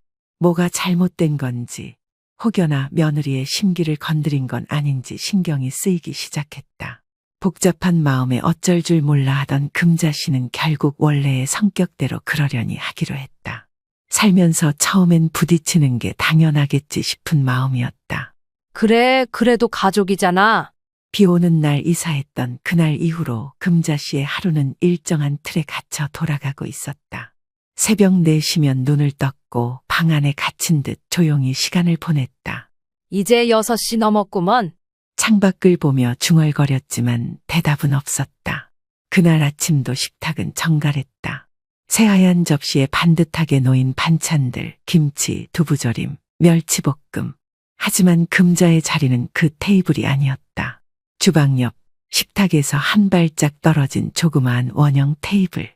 나 그냥 같이 먹으면 안 될까? 매번 따로 식사 차리는 것도 일이잖니. 어머님 예준이 알레르기가 있어서요. 어머님이 좋아하시는 젓갈이나 장아찌는 좀 자극적이라 같은 식탁에서 먹는 건 조금 그래요. 엄마, 그냥 편하게 드셔. 예준이 요즘 감기도 걸렸고. 그래도 가족인데. 그래서 어머님 자리 따로 만든 거잖아요. 그게 서로 편하죠. 어머님도 눈치 안 보셔도 되고. 지연 씨는 그 말을 한 뒤 식탁에 앉았고 재훈 씨도 아무 말 없이 자리에 앉아 수저를 들었다. 손자 예준이는 고개를 숙이고 밥알만 집어먹었다. 금자 씨는 조용히 자기 자리에 앉았다. 옅게 식은 국, 딱딱한 밥, 반찬 3가지. 냄새가 희미하게 나긴 했지만 정작 입에는 별맛이 느껴지지 않았다. 식사 도중 예준이 일어나 방으로 들어가려 하자 지연 씨가 날카롭게 말했다. 예준아, 밥 다 먹고 가. 배불러. 할머니 따라 그러는 거야? 먹는 걸 남기면 안 된다고 했지? 예준은 움찔하더니 금자 씨와 지연 씨를 번갈아 바라보다 다시 자리에 앉았다. 금자 씨는 자신이 뭔가 잘못한 것 같은 기분에 젓가락을 놓았다. 나중에 과일 깎아줄게. 수박 남았지? 아, 어머님, 그건 예준이 간식으로 남겨둔 거예요. 따로 손대지 마세요. 내가 그냥 깎아서 같이 먹자고 한 건데. 수박도 양 조절해야 해서요. 냉장고에도 따로 이름 붙여놨거든요. 그날 오후 금자 씨는 옷방 구석에 놓인 종이박스를 뒤적였다. 복지관에서 받은 달력과 소일거리로 만든 냅킨들, 손바느질한 안경집, 작은 앨범을 꺼냈다. 재훈 씨가 초등학생이었을 때 찍은 운동회 사진이 있었다. 그땐 맨날 뛰어다니기만 했는데 어쩌다 이렇게 됐을까? 사진 속 해맑은 웃음을 짓고 있는 아이는 어느덧 한 가정의 가장이 되었고 그저 자신에게 분란을 일으키지 말라는 듯 무뚝뚝하게 구는 어른이 되어 있었다. 금자 씨는 외롭고 허전한 마음에 전화기를 들었지만 걸 사람은 없었다. 친구도 이웃도 이젠 멀었다. 그러다 문득 정화 씨가 떠올랐다. 금자 씨는 카드를 챙기고 집을 나섰다. 지연 씨에게 말하지 않았다. 편의점 앞 공중전화에서 동전을 넣고 번호를 눌렀다. 여보세요? 정화야, 나야. 왜 이렇게 늦게 전화했어? 내가 너한테 문자까지 했잖아. 휴대폰은 켜놨는데. 그 며느리가 꺼놨나 보지. 너 말해봐. 무슨 일 생긴 거 아니지? 정화야, 나 밥도 따로 먹어. 같이 먹는 것도 눈치 보이고 부엌은 들어가지도 못해. 그래서 내가 뭘 했어? 그 집 살갑게 군다고 믿지 말랬잖아. 우리 며느리는 웃으면서 말해. 근데 웃는데 말투가 이상해. 그게 선 그어놓는 말투야. 웃으며 내치는 말투, 그냥 네가 마음에 안 드는 거지. 재훈이는 말이 없어. 무슨 말을 해도 엄마, 지연이도 힘들어 그것만 해. 네 아들이 그러니까 며느리가 그렇게 나오는 거야. 한 집에 살면 누가 우선인지 보여줘야지. 정화 씨의 말이 이어졌지만 금자의 귀엔 점점 멀어져 갔다. 금자 씨는 돌아가는 길, 아파트 단지 놀이터 벤치에 앉았다. 해가 저물고 있었고 아이들 웃음소리가 들렸다. 놀이터 한켠에 예준이 친구들과 노는 모습이 보였다. 금자 씨는 다가가지 않고 멀리서 바라보다가 조용히 돌아섰다. 그날 밤 방 안에 들어오자 지연 씨가 문 앞에 서 있었다. 어머님, 어디 다녀오셨어요? 산책 좀. 다음부턴 말씀하시고 나가세요. 예준이도 찾았잖아요. 미안하다. 그리고 방 냄새가 좀 심한 것 같아요. 혹시 뭐 드셨나요? 아침에 고구마 하나 먹었는데. 아, 냄새 때문에 예준이 머리 아프다고 해서요. 환기 자주 해주세요. 지연 씨는 그 말을 하고 조용히 문을 닫았다. 밤이 깊어지자 금자 씨는 종이컵에 물을 따라 놓고 천천히 마셨다. 그 물조차 목을 타고 넘어가는데 이상하게 시렸다. 한참을 그러고 있는데 문이 똑똑 두드려졌다. 할머니, 응, 예준아, 들어오렴. 엄마가 오지 말랬는데 그냥요. 괜찮아. 와서 할머니랑 잠깐 얘기하자. 예주는 조심스레 방으로 들어왔다. 작고 말라붙은 얼굴이 낯설었다. 오늘 학교 어땠어? 숙제 많아요. 할머니가 도와줄까? 괜찮아요. 그럼 수박 먹을래? 엄마가 먹지 말랬어요. 예주는 그 말을 끝으로 자리에서 일어났다. 방을 나서며 한번 돌아보더니 조용히 문을 닫았다. 금자 씨는 그 등 뒤를 오래 바라보다 조용히 불을 껐다. 어둠 속에서 자신도 모르게 중얼거렸다. 나는 왜 여기 있지? 그날 아침 주방에선 조용히 커피 내리는 소리만 들리고 있었다. 지연 씨는 앞치마를 두르고 분주하게 움직이고 있었고 금자 씨는 작은 탁자 앞에 앉아 조용히 손을 모으고 있었다. 지연아, 커피향 좋구나. 어머님 것도 타드릴까요? 응, 고맙다. 근데 어머님은 이거 말고 보리차 드시는 게 속 편하시지 않을까요?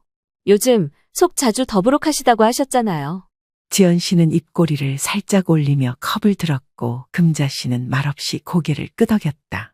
곧이어 앞에 놓인 컵엔 커피가 아닌 미지근한 보리차가 담겼다. 그래도 아침엔 따뜻한 게 좋죠. 어머님 건강 챙기셔야죠. 지연 씨의 말은 친절했지만 금자의 얼굴엔 미묘한 그림자가 드리워졌다. 며느리의 배려가 오히려 선으로 느껴졌던 순간이었다. 아침 식사도 마찬가지였다.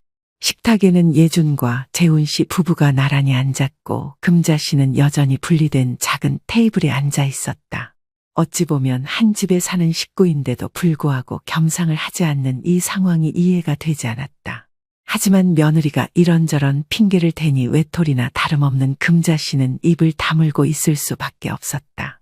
오늘 예준이는 학교 끝나고 뭐 하니? 도서관이요. 할머니가 같이 가줄까? 아, 어머님, 예준이가 요즘 자기주도 학습 습관 들이는 중이라 어머님이 옆에 계시면 오히려 산만해질 수도 있어서요. 선생님도 조언하시더라고요. 그랬구나. 엄마, 요즘은 애들 스스로 하게 놔두는 게 좋아. 도와주고 싶어도 괜히 간섭으로 느껴질 수 있으니까. 말끝을 흐리는 금자 씨의 손이 식탁 아래에서 슬며시 떨렸다. 그녀는 아무 말 없이 숟가락을 내려놓고 자리를 정리했다. 오전 내내 거실 청소를 하던 금자 씨는 소파 밑에 먼지를 닦다가 손등이 찢어졌다. 빨갛게 스며든 피를 보고 조용히 일어나 방 안으로 들어가 약을 바르려는 찰나 문이 벌컥 열렸다. 어머님, 거실이 왜 이렇게 지저분해졌어요? 소파 밑 청소하다가 좀. 이게 뭐예요? 손도 다치시고. 어머님, 이제 그런 일은 저한테 맡기세요. 자꾸 무리하시니까. 지연 씨는 약통을 가져다 손등을 닦아주며 조심스럽게 말했다. 이러다 큰일 나요. 어머님 연세에 넘어지시면 정말 위험하잖아요. 청소가 하고 싶어서 한 거야. 그 마음은 알겠지만 요즘 어머님 자꾸 깜빡하시고 그러시니까 저희도 걱정돼요. 깜빡? 네, 냉장고 문 열어놓은 것도 그렇고 지난주엔 가스불도 제대로 안 껐잖아요. 금자 씨는 말문이 막혔다. 냉장고는 지연 씨가 열어놨던 걸로 기억했고 가스불도 끄고 나왔었는데 그날 오후 금자 씨는 조용히 정화 씨에게 전화를 걸었다. 말투가 또 그랬구먼. 정화야, 내가 이상한 사람 돼가나 봐.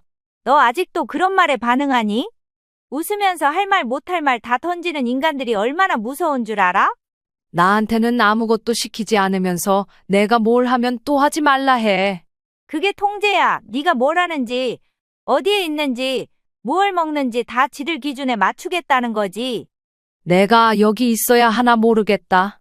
금자야, 네가 그 집에 들어가면서 그 집 식구로 들어간 게 아니라 그냥 얹혀 사는 사람인 거야. 네 며느리는 방해받고 싶지 않은 거고 명분은 챙겨야겠고 그렇다고 널 아예 모른 척할 수는 없으니까 그러는 거지. 난 더 이상 네가 상처받지 않았으면 좋겠는데. 금자 씨는 아무 말도 하지 못했다. 수화기 너머의 정화 씨는 한참을 조용히 있다가 덧붙였다. 이제 네가 결정해야 해. 기다릴 거냐? 나올 거냐? 그날 밤 지연 씨는 조용히 금자의 방문을 두드렸다. 어머님, 주무세요. 아니, 아직. 잠깐 얘기 좀 드려도 될까요? 그래. 지연 씨는 조심스럽게 들어와 작은 상 위에 무언가를 올려놨다. 약봉투와 함께 놓여진 것은 건강검진 문진표였다. 이거 어머님 건강검진 결과예요. 어머님 혈압이 조금 불안정해서 앞으로는 이 약 드셔야 해요. 제가 아침 저녁으로 챙겨드릴게요. 혈압? 네, 제가 병원에서 선생님하고도 통화했어요. 어머님 요즘 자주 피곤해하시고 약간 혼동도 있으셔서 혹시나 해서요. 혼동이라니. 예를 들면 시간 감각이라든지 날짜를 착각하신다든지 작은 신호일 수 있거든요. 지연 씨는 또 웃고 있었다. 뭔가를 위하는 듯한 표정으로 아주 정중한 말투로. 하지만 그 말들 속에서 금자 씨는 어떤 메시지를 읽을 수 있었다. 지연아, 내가 혹시 치매 검사 같은 것도 해야 하니? 아니요, 그런 건 아직은 아니고요. 미리미리 체크하는 거예요. 요즘은 예방이 중요하잖아요. 지연 씨는 그 말을 마치며 약을 하나하나 정리해 놓았다. 금자 씨는 아무 말도 하지 못했다. 지연이 나간 뒤 방 안엔 조용히 흘러나오는 틈새 빛만이 존재하고 있었다.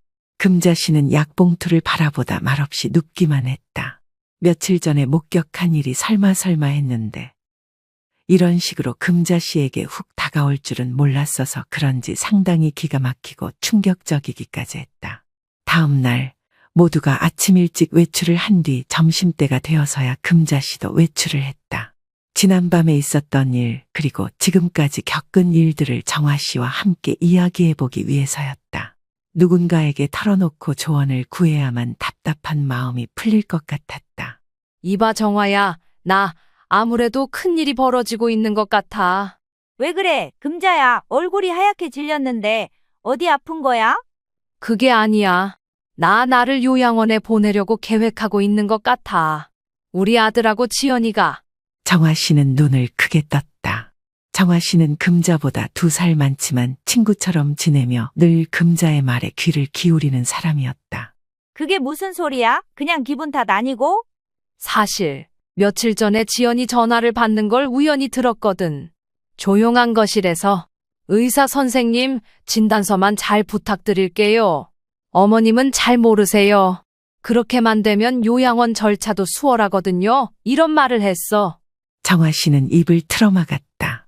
믿기지 않는다는 표정이었다.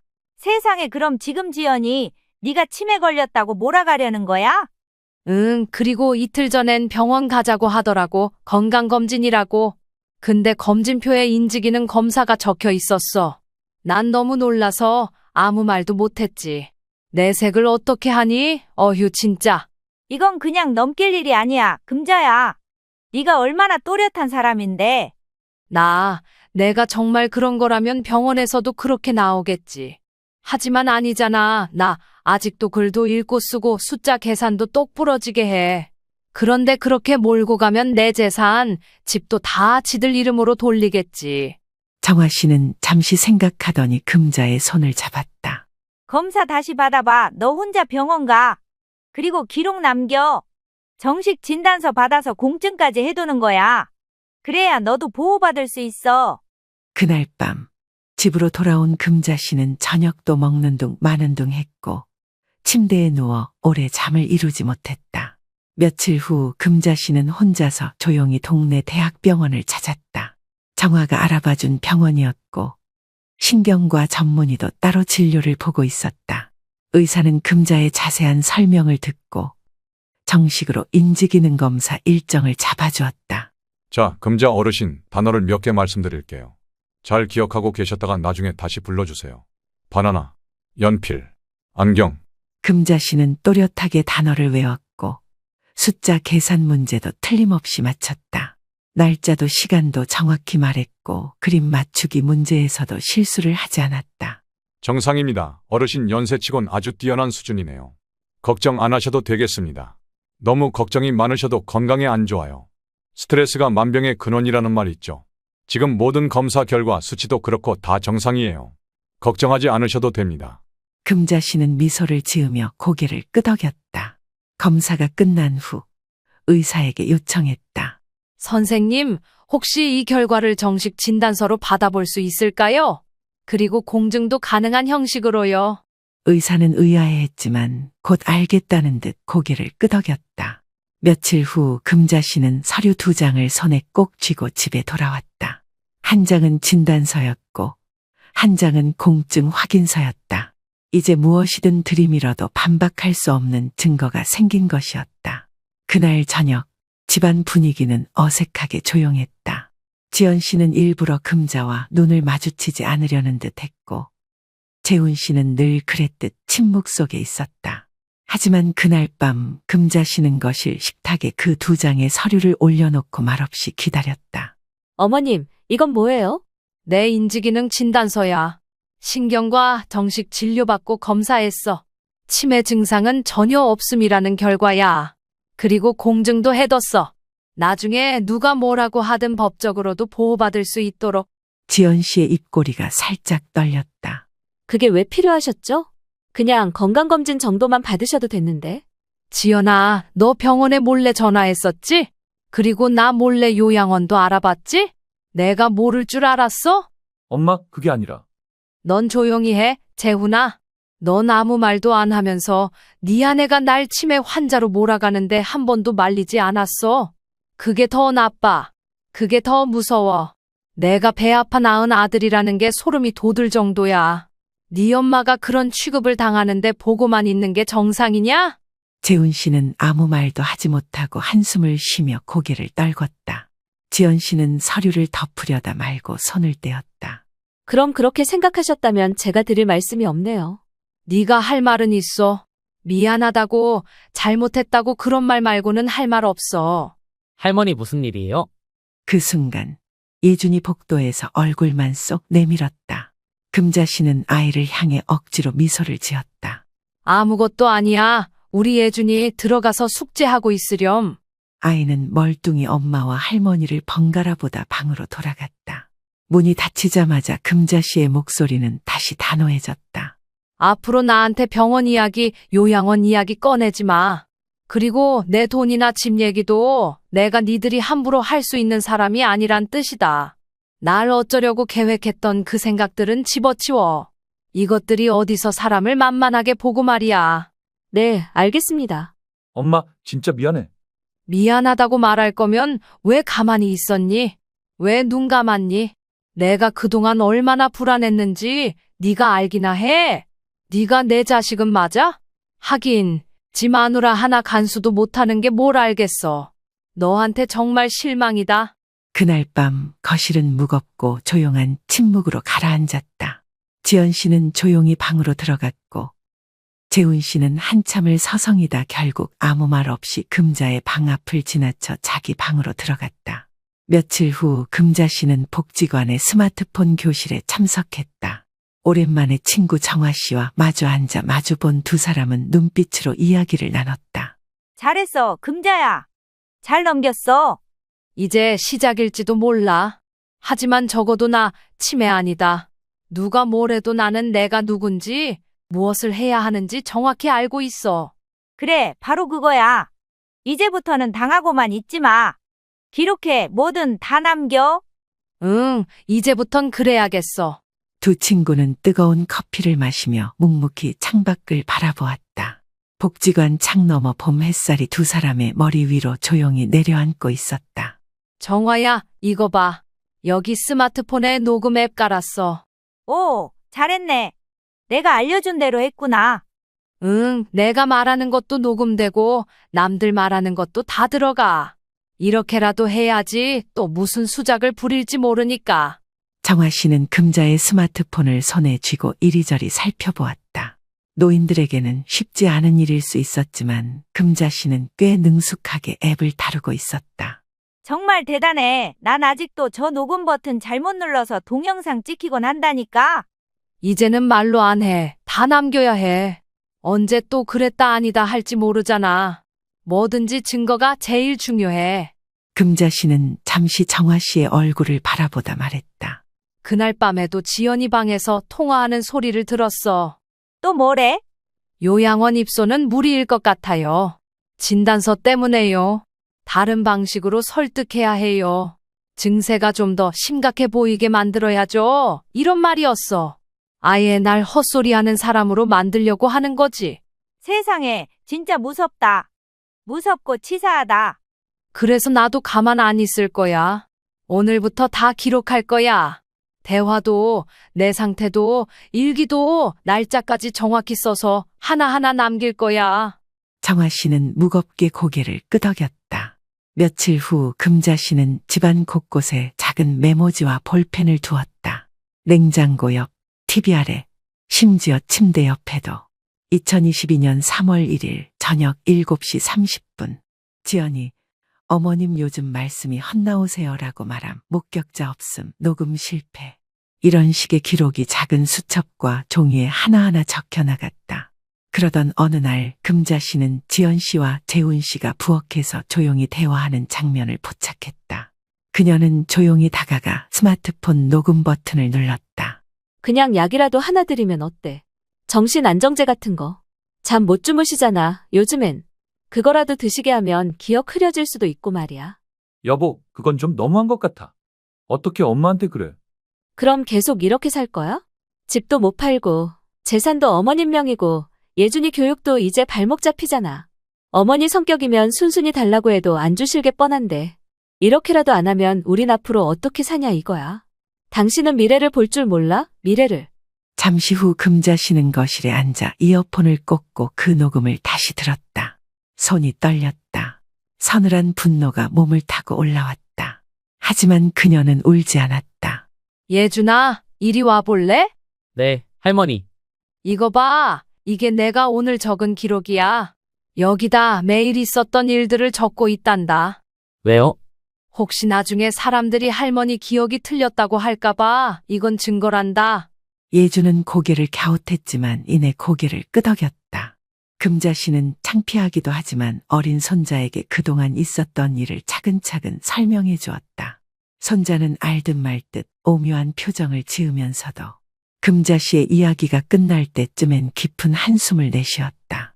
어린 것이 듣기에도 얼마나 답답했으면 저럴까 하고 말해준 걸 아주 잠시 후회했지만 이렇게라도 털어놓으니 속이 후련했다. 그러자 손자 예준이는 뜻밖의 말을 했다. 그러면 저도 도와드릴게요. 학교 끝나고 오면 같이 적을게요. 그래 줄래? 아주 큰 도움이 될 거야. 사실 난 할머니가 좋은데 엄마가 자꾸 못 가게 하니까 속상했어요. 할머니가 잘못한 게 아니니까 내가 할머니 도와줄 거예요. 예주는 그날 이후 매일 방과 후 금자의 옆자리에 앉아 무슨 일이 있었는지 묻고 그것을 함께 기록해 주었다. 금자의 글씨가 떨리면 예준이 옆에서 또박또박 받아 적었다. 며칠 후 금자 씨는 재훈과 조용히 대화를 청했다. 재훈아, 나랑 잠깐 얘기 좀 하자. 응? 엄마, 무슨 일이에요? 지연이랑 네가 한 말 녹음했어, 부엌에서. 재훈 씨는 얼굴이 굳었다. 무슨 말씀이신지. 너희가 내게 약을 먹이고 기억 흐려지게 하려고 했다는 말 그대로 녹음됐어. 재훈 씨는 입을 꾹 다물었다. 넌 왜 그래, 재훈아? 너 그런 아이 아니었잖아.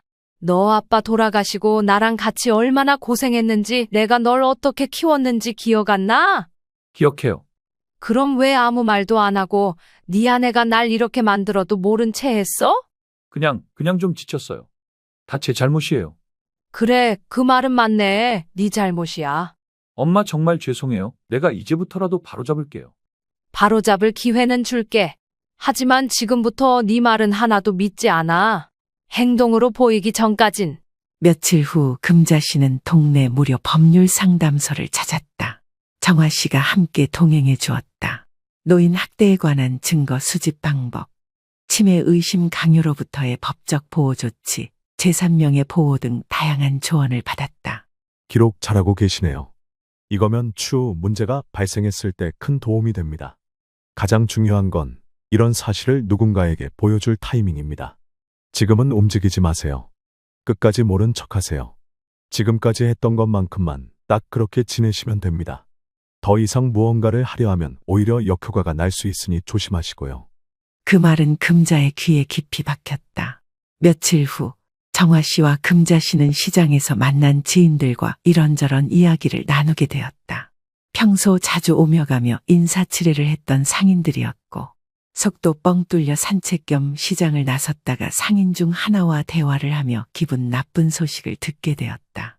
자신이 깜빡하는 증세가 있고 정신과에 주기적으로 상담을 다닌다는 말을 했다는 것과 요양원도 미리 알아보고 있다는 대충 그런 이야기였다.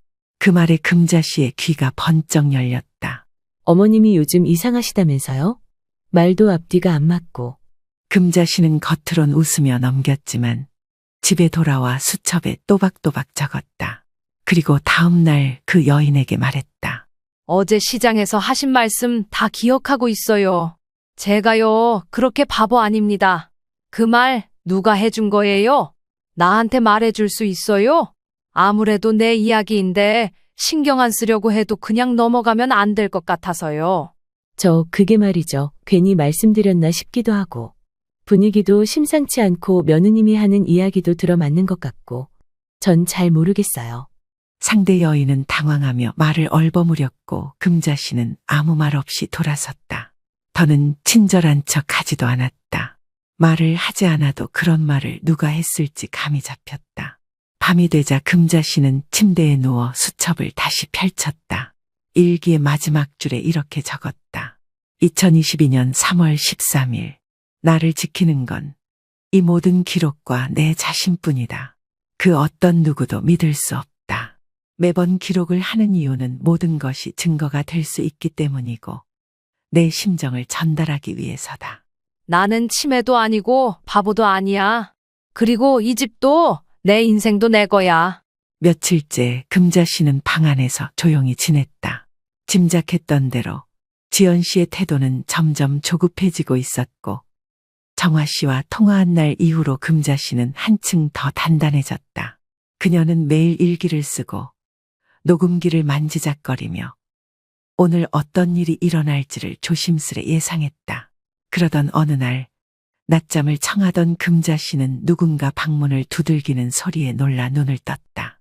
방문을 두들긴 사람은 다름 아닌 금자 씨의 며느리 지연 씨였다. 어머님, 혹시 이거 좀 봐주실래요? 지연 씨는 태블릿을 들고 들어왔다. 화면에는 노후 생활을 위한 요양시설 안내 영상이 재생되고 있었다. 요즘 이런 곳이 인기라네요. 어머님 또 외로우시다 하셔서 저희가 알아봤어요. 네가 알아봤다고? 네, 지난번엔 저희가 너무 성급했죠. 그래서 이번엔 어머님 의견도 꼭 듣고 싶어서요. 같이 한번 가서 보시기라도 해요. 요양원 아니에요. 그냥 실버타운이에요. 금자 씨는 말없이 지연을 바라봤다. 그녀의 눈엔 어딘가 불안한 기색이 스며 있었다.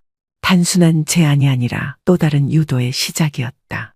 네가 보자고 하는 건 대체 뭘 위한 거니? 더 이상 내가 이런 이야기 하지 말라고 했을 텐데 너는 도대체 나를 뭘로 보는 거니? 시어머니로 생각을 하긴 하는 거야? 돌려 말하지 말고 차라리 얼마가 필요하다 말을 하지 그러니? 어머님, 그렇게 말씀하지 마세요. 저희도 이제 상황이 많이 힘들어요. 예준이 학원비가 부담되고 재훈 씨도 직장에서 아시잖아요. 힘든 건 알겠는데 내가 거기로 가야 할 이유는 모르겠구나. 네가 이러는 이유는 더더욱 모르겠고 날 그렇게 몰아세우면서까지 네가 이루고 싶은 게 뭐야? 내 재산 가로채려는 거 지금도 충분히 먹고 살만한 것 아니니? 사치 좀 덜 부리고 아껴 살면 충분히 감당할 수 있는 부분인데 왜 그걸 못해? 어머님, 솔직히 말씀드릴게요. 이 집 좀 부담돼요. 유지비도 그렇고. 어머님도 혼자 계시기엔 너무 넓잖아요. 관리도 힘드실 거고. 그래서 내가 집을 나가고 넌 편하게 살겠다는 거니? 그게 아니에요. 저희도 생각 많이 했어요. 어머님은 너무 귀한 분이시니까 더 좋은 환경에서 그런 뜻이에요. 너희가 얼마나 나를 생각했는지는 내가 더 잘 안다. 지금처럼 말로만 걱정하는 게 다는 아니니까 안 봐도 뻔하다. 요양원에 들어가면 뒷방에서 늙어가는 노인네밖에 더 되겠어? 시간 흘러서 알아서 돌아가주면 좋은 거 아니니? 무슨 꿍꿍이인지 눈에 다 보여. 속 보이는 짓은 더 이상 그만하려무나. 나도 더 이상 니들이 이러는 꼴더는 못 보겠어. 지연 씨는 말없이 입술을 깨물고는 자리에서 일어났다. 나중에라도 생각해 보세요. 이건 제안일 뿐이니까요. 문이 닫히고 나서야 금자 씨는 조용히 웃음을 지었습니다. 이번엔 실버타운이란 말로 포장했구나. 저게 끝까지 아주 날 가지고 놀 작정이지. 그날 저녁 재훈이 귀가하자 금자 씨는 일부러 거실로 나왔다. 재훈아, 잠깐 얘기 좀 할 수 있을까? 엄마 무슨 일이야? 네 아내가 오늘 나한테 실버타운 제안하더구나. 요양원도 아니고 실버타운이라고 네가 그걸 알고 있니? 아, 그게 우리가 고민은 좀 했어. 근데 아직 정한 건 없고. 고민은 하더라도 나한테 얘기하는 게 먼저였어야 하지 않겠니? 미안해. 나도 엄마한테 말 꺼내기가 좀 어려워서. 어렵다고 피해선 안 되는 말도 있어. 나는 아직 이 집에서 나가고 싶은 마음은 없어. 네가 날 엄마로 생각한다면 그런 건 적어도 먼저 상의를 했어야지. 내가 계속 이 나이에 머물러 있는 건 아니다만 물론 너희들 말처럼 언젠간 요양원에 들어갈 수도 있는 상황이 생길 수도 있겠지만 이런 방식은 아니라는 거야. 네가 알아듣게 잘 말해라.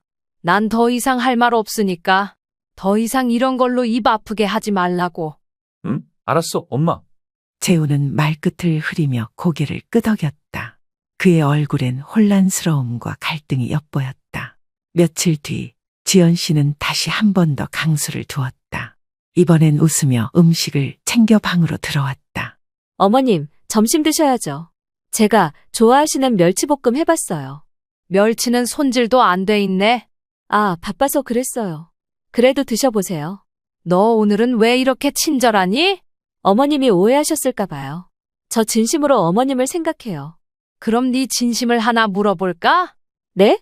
내가 치매라는 이야기 동네에 하고 다닌 사람, 요양원 알아보고 들어갈 거라는 말 하고 다닌 사람, 네가 맞지? 지연 씨의 표정이 굳어졌다. 어머님, 그건 누가 그렇게. 김 여사, 박 여사 다 들었단다. 네가 동네에서 내 이야기하고 다녔단다. 그게 저는 그냥 걱정돼서.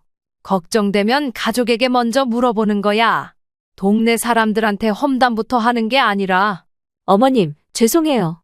정말 그런 뜻은 아니었어요. 그 뜻이 아니었으면 뭔데? 내 명예를 짓밟는 게 네 뜻이 아니었단 말이니? 지연 씨는 말없이 물컵을 들었다 내려놓았다. 그날 밤 금자 씨는 정화 씨와 다시 통화를 했다. 또 그런 일이 있었어? 응, 이번엔 실버타운이라며 포장하더니 동네엔 치매라고 소문을 냈다더라. 세상에, 그 정도면 계획적이야. 이젠 더 미룰 필요 없어. 준비하던 거 시작해야지. 응, 이제 정식으로 움직이려 해. 법적으로도 내 권리를 지켜야지. 뭐든 필요하면 말해. 내가 증언도 도와줄게. 금자 씨는 다이어리를 꺼내놓고 날짜별로 일어난 일을 다시 꼼꼼히 적었다. 흔들림 없는 눈으로 문장을 마무리한 뒤 녹음기 옆에 조용히 중얼거렸다. 이젠 네 차례야. 지연아, 난 준비가 끝났거든. 그날 저녁 금자 씨는 부엌 한쪽에 앉아 쌍화차를 끓이고 있었다. 신압으로 깊어가는 밤처럼 그녀의 얼굴에도 고요하고 단단한 결의가 깃들어 있었다. 앞치마를 정리하고 찻잔을 꺼내던 그때 현관문이 요란하게 열렸다. 어머님, 지금 이게 뭐 하는 짓이에요? 지연 씨가 문을 쾅 닫고 거실로 들어섰다. 평소와는 달리 표정엔 여유도 꾸밈도 없었다. 입술은 잔뜩 일그러져 있었고 눈은 한껏 부릅떠져 있었다. 무슨 소리니? 너 왜 그러고 들어오니? 그 녹음기, 어머님이 절 몰래 녹음한 거, 그걸 지금 아파트 단지에 뿌리신 거예요? 내가 뿌리지 않았다. 내가 그런 짓을 하지 않아도 이미 다 알 사람들이야. 네가 그동안 날 어떻게 대했는지 나는 그냥 그 증거를 모았을 뿐이다. 그게 바로 뿌린 거잖아요. 그렇게 창피를 줘야 속이 시원했냐고요? 지연아, 넌 날 모욕했어. 며느리랍시고 날 내쫓으려 하고 내 병을 지어내고 사람들 앞에서 날 치매 환자로 만들었지. 네가 그렇게 만들었잖아. 엄마, 무슨 일이야? 지연이 왜 그래? 오빠, 당신도 이제 알잖아. 어머님이 우리를 이 집에서 쫓아내려 하신대. 맞다. 이젠 결정했어. 더는 같은 지붕 아래 살 수 없어. 넌 이 집에서 나가야 해. 어머님, 이 집은 재훈 씨 이름으로 돼 있어요. 아무리 뭐라 하셔도 마음대로 저희 일을 쫓아낼 순 없어요. 이게 뭐냐면 등기부 등본이다. 네 시아버지가 돌아가시기 전 내 명의로 바꿔두신 거야. 재훈이는 이 집의 세입자였던 셈이지. 엄마, 정말이야? 그때 아버지가 그랬다고는 했지만 그게 진짜였어? 아버지가 돌아가시기 전날 이 집은 내 이름으로 바꿨다. 널 믿지 못하셨으니까. 그리고 네가 날 이렇게 대할 거라는 것도 어쩌면 아셨을 거야. 물론 때가 되면 언젠가 네 앞으로 돌려줄 생각이었지. 그런데 지금 보니 그럴 상황은 전혀 아닌 것 같구나. 설마 그게 진짜 아니야. 그건 그냥 명의만. 지연아, 네가 날 치매라고 몰아붙이고 나를 요양원에 보내려 했지. 그 장면들, 그 대화들 다 녹음되어 있어. 그리고 너희가 그 병원 의사와 짠 것도 알아. 계약서에 너 이름도 있었어. 이제는 그냥 우리 나가자. 내가 이 집에서 엄마한테 너무 큰 죄를 졌어. 아니, 재훈 씨, 왜 그래? 왜 갑자기 이러는 거야? 난 그동안 모른 척한 대가를 이제야 치르는 거야. 이 집에서 나가자. 예준이 데리고 나가서 다시 시작하자. 그 순간 예준이 조용히 안방에서 나와 거실로 걸어왔다. 아빠, 엄마 왜 싸워요? 아니야, 예준아. 그냥 어른들끼리 이야기 중이야. 할머니, 저희 집에서 나가라고 하는 거예요? 예준아, 넌 아무 잘못 없어. 할머니는 너를 정말 사랑해. 하지만 어른들 사이에선 꼭 정리해야 할 일이 있어. 네 엄마 아빠가 그걸 이해해야 하거든. 예준은 말없이 고개를 끄덕였지만 눈가가 붉어져 있었다. 어린 마음에도 무언가 큰일이 벌어졌다는 걸 느끼고 있는 듯했다. 예준아, 오늘은 아빠랑 엄마랑 다른 집에 가 있을 거야. 너한텐 좀 낯설고 불편할 수도 있지만 괜찮지? 할머니, 가끔 밥 먹으러 와도 돼요? 언제든지 할머니 집은 네가 언제 와도 문이 열려 있을 거야. 그날 밤 금자 씨는 아무 말 없이 예준이 주고 간 작은 인형 하나를 손에 쥐고 있었다. 거실은 고요했고 지연 씨의 짐이 하나둘씩 옮겨지는 소리가 났다. 재훈 씨는 말없이 짐을 나르고 있었고 지연 씨는 온 얼굴에 분노와 좌절이 뒤섞인 표정으로 문을 나섰다. 어머님, 결국 이긴 것 같으세요? 어머님 뜻대로 내쫓으니까 이긴 것 같으시냐고요?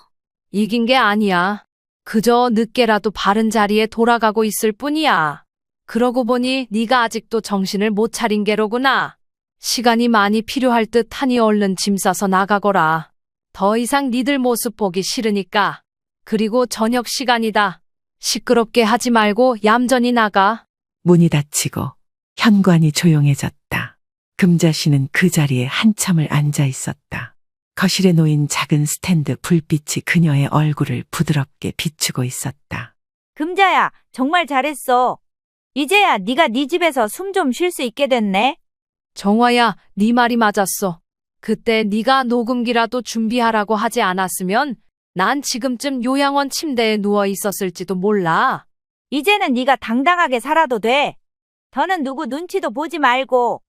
응, 나도 이제부터는 내 삶을 살아야겠어. 금자 씨는 찻잔을 다시 들어 조심스레 마셨다. 그 안에는 쓰지만 따뜻한 맛이 있었다. 마치 그녀의 지난 시간처럼 쓰디쓴 모욕과 상처 속에서도 결국은 따뜻한 결단이 있었기에 가능한 오늘이었다. 3월의 문턱 바람 끝이 여전히 차가웠지만 햇살은 묘하게 따뜻했다. 창틀에 쌓인 먼지를 훔쳐내던 금자 씨는 베란다 창문을 활짝 열었다. 아직은 겨울의 기운이 남아 있었지만 그녀의 마음에는 이미 봄이 들고 있었다. 겨우내 쌓인 먼지처럼 사람 마음도 관계도 이렇게 한 번쯤은 싹 닦아내야지. 그녀는 천으로 창틀을 몇 번이고 문질렀다. 때 묻은 천 조각의 옛 상처까지 함께 묻어 나가는 것 같았다. 그때 현관 초인종이 울렸다. 엄마, 나야. 문 열어놨다. 들어오렴. 재훈 씨는 종이봉투 몇 개를 들고 거실로 들어왔다. 무거운 듯 조심스럽게 놓으며 조용히 말을 꺼냈다. 오늘은 예준이도 같이 왔어. 엄마가 보고 싶다고 해서. 할머니, 저 책도 가져왔어요. 같이 보실래요? 그래, 우리 예준이 왔구나. 이리 와서 앉아봐. 예준은 금자의 옆에 쪼르르 다가가 앉았다. 그의 작은 손엔 구겨진 어린이 도서관 책이 들려 있었고 표지는 고양이 할머니라는 제목이었다. 할머니도 고양이 좋아하시죠? 아주 좋아하지. 예전엔 고양이 3마리나 키웠단다. 지붕 타고 다니던 놈들. 진짜요. 나도 키우고 싶어요. 근데 엄마가 알레르기 있다고. 엄마, 지연이는 당분간 친정에 있어. 아버님이 몸이 안 좋으셔서 간호한다고. 그래, 그건 네가 신경 쓸 일이 아니겠지. 그날 이후 내가 많이 생각했어. 사실 엄마가 그렇게까지 준비하고 있었는지 몰랐거든. 미안해, 너무 늦게 알아차렸지. 네가 너무 늦게 눈치챈 게 아니라 내가 너무 오래 참은 거야. 금자 씨는 묵직한 손길로 예준의 머리를 쓰다듬었다. 아이는 고양이 책을 금자의 무릎 위에 펴놓고 조용히 한 장 한 장 넘겼다. 잠시 후 정화 씨가 장바구니를 들고 들어왔다. 어이구, 문 열어놓고 있으면 찬바람 다 들어오잖아. 찬바람이 들어와야 묵은 공기도 나가지. 역시 너답다. 자, 여기. 대파랑 무, 그리고 저번에 좋아하던 동태도 사왔어. 이걸 다 들고 왔어? 정화야, 너도 나이 들었다. 나이 들어도 기운은 너보다 나아. 얼른 씻고 국부터 끓이자. 부엌엔 금방 바삐 움직이는 냄비 소리와 칼 부딪히는 소리가 어우러졌다. 재훈 씨는 무릎을 꿇고 마루에 앉아 새로 산 미니 식탁을 조립했고 예주는 고사리 손으로 조립 설명서를 들고 아빠 옆에 붙어 있었다. 정화야. 왜? 나 이 집 전체 청소하려고. 이불도 싹 바꾸고 낡은 커튼도 걷고 저 안방 장롱도 치우고. 마음도 바꾸는 거지. 그래, 이제는 진짜 새로 살고 싶어. 지난 몇 달은 내가 살아있는 사람이 아니라 그냥 남겨진 물건 같았어. 이젠 너답게 살아. 나도 옆에서 도울 테니까. 엄마, 만약에 우리가 다시 이 집에 들어온다면 어떻게 생각해? 너 혼자라면 생각해 볼 수 있지. 하지만 지연이는 안 된다. 그럴 줄 알았어. 아직 바뀌려면 멀었거든. 그 말에 정화 씨는 고개를 끄덕였다. 그런 사람은 절대 안 바뀐다. 착한 척할 뿐이지 본성은 못 숨겨. 이제는 나도 그런 척하는 사람한테 속지 않아. 솔직하지 않은 사람은 곁에 두고 싶지 않아. 이혼을 하든 말든 화해를 하든 말든 앞으로 며느리 취급 안 할 거다. 점심시간이 되어 모두가 식탁에 둘러앉았다. 동태국에서는 김이 모락모락 올라왔고 정화가 김치에 고춧가루를 더 넣으며 말했다. 이 김치는 매운맛이야. 마음이 센 사람한텐 잘 어울려. 나한테 딱이네. 이젠 마음이 아주 단단해졌거든. 엄마, 예전에 말 무시했던 거 진심으로 사과할게. 너무 늦었지만 그래도 전하고 싶었어. 이제 와서 말해봤자 지난 상처가 아물지는 않아. 하지만 마음은 고맙다. 할머니, 그럼 우리가 집 청소도 도와드릴까요? 그래 줄래? 그럼 예준이는 내 방 화장대 위 먼지를 닦아줄래? 네, 제가 제일 잘하는 거예요. 아이의 손이 작은 걸레를 쥐고 방으로 뛰어들자 금자 씨의 얼굴엔 미소가 번졌다. 그날 오후 금자 씨는 창고에서 오래된 상자 하나를 꺼내왔다. 상자 안에는 오래된 사진들, 편지, 그리고 결혼 반지가 담겨 있었다. 그녀는 그것들을 하나씩 꺼내 정화에게 보여주었다. 이건 재훈이 아빠 돌아가시기 전에 나한테 쓴 편지야. 읽어줘. 나도 듣고 싶다. 금자야, 내가 떠나도 너는 끝까지 사람답게 살아야 해. 누구에게도 휘둘리지 말고 네가 옳다고 믿는 대로 살아라. 네 말이 맞아. 사람은 결국 자기 눈으로 본 것만 믿어야 한다. 편지를 읽는 금자 씨의 목소리는 갈수록 낮아졌지만 정화 씨의 눈엔 눈물이 고였다. 네가 그렇게 사라졌다는 게 네 남편도 하늘에서 알 거야. 나 이젠 그 편지랑 사진들 정리하려고. 필요한 건 마음에 남고 나머진 다 정리해도 될 것 같아. 봄 오기 전에 할 일은 다 해버려야지. 금자 씨는 작은 쓰레기 봉투를 들고 일어났다. 오래된 앨범 몇 권과 편지들을 정리하며 그녀는 마음 깊은 곳에 어지러운 감정들까지도 하나하나 정돈해 나갔다. 다 털어내야지. 그래야 진짜 봄이 오지. 그리고 그 봄은 이제 너한테만 오면 돼. 금자 씨는 거실 창앞에 앉아 작은 수첩을 펼쳤다. 그 안엔 그녀가 수개월 동안 손수 써온 기록들이 정갈이 정리되어 있었다. 나는 나를 믿기로 했다. 이제 나를 지킬 사람도 지켜야 할 사람도 있다. 초인종이 울렸다. 금자 씨는 천천히 일어나 문을 열었다. 그 앞에는 작은 화분을 들고선 예준과 재훈 씨 그리고 정화 씨가 있었다. 할머니, 이거 봄 선물이에요. 내가 고른 거예요. 직접 이름도 붙였어요.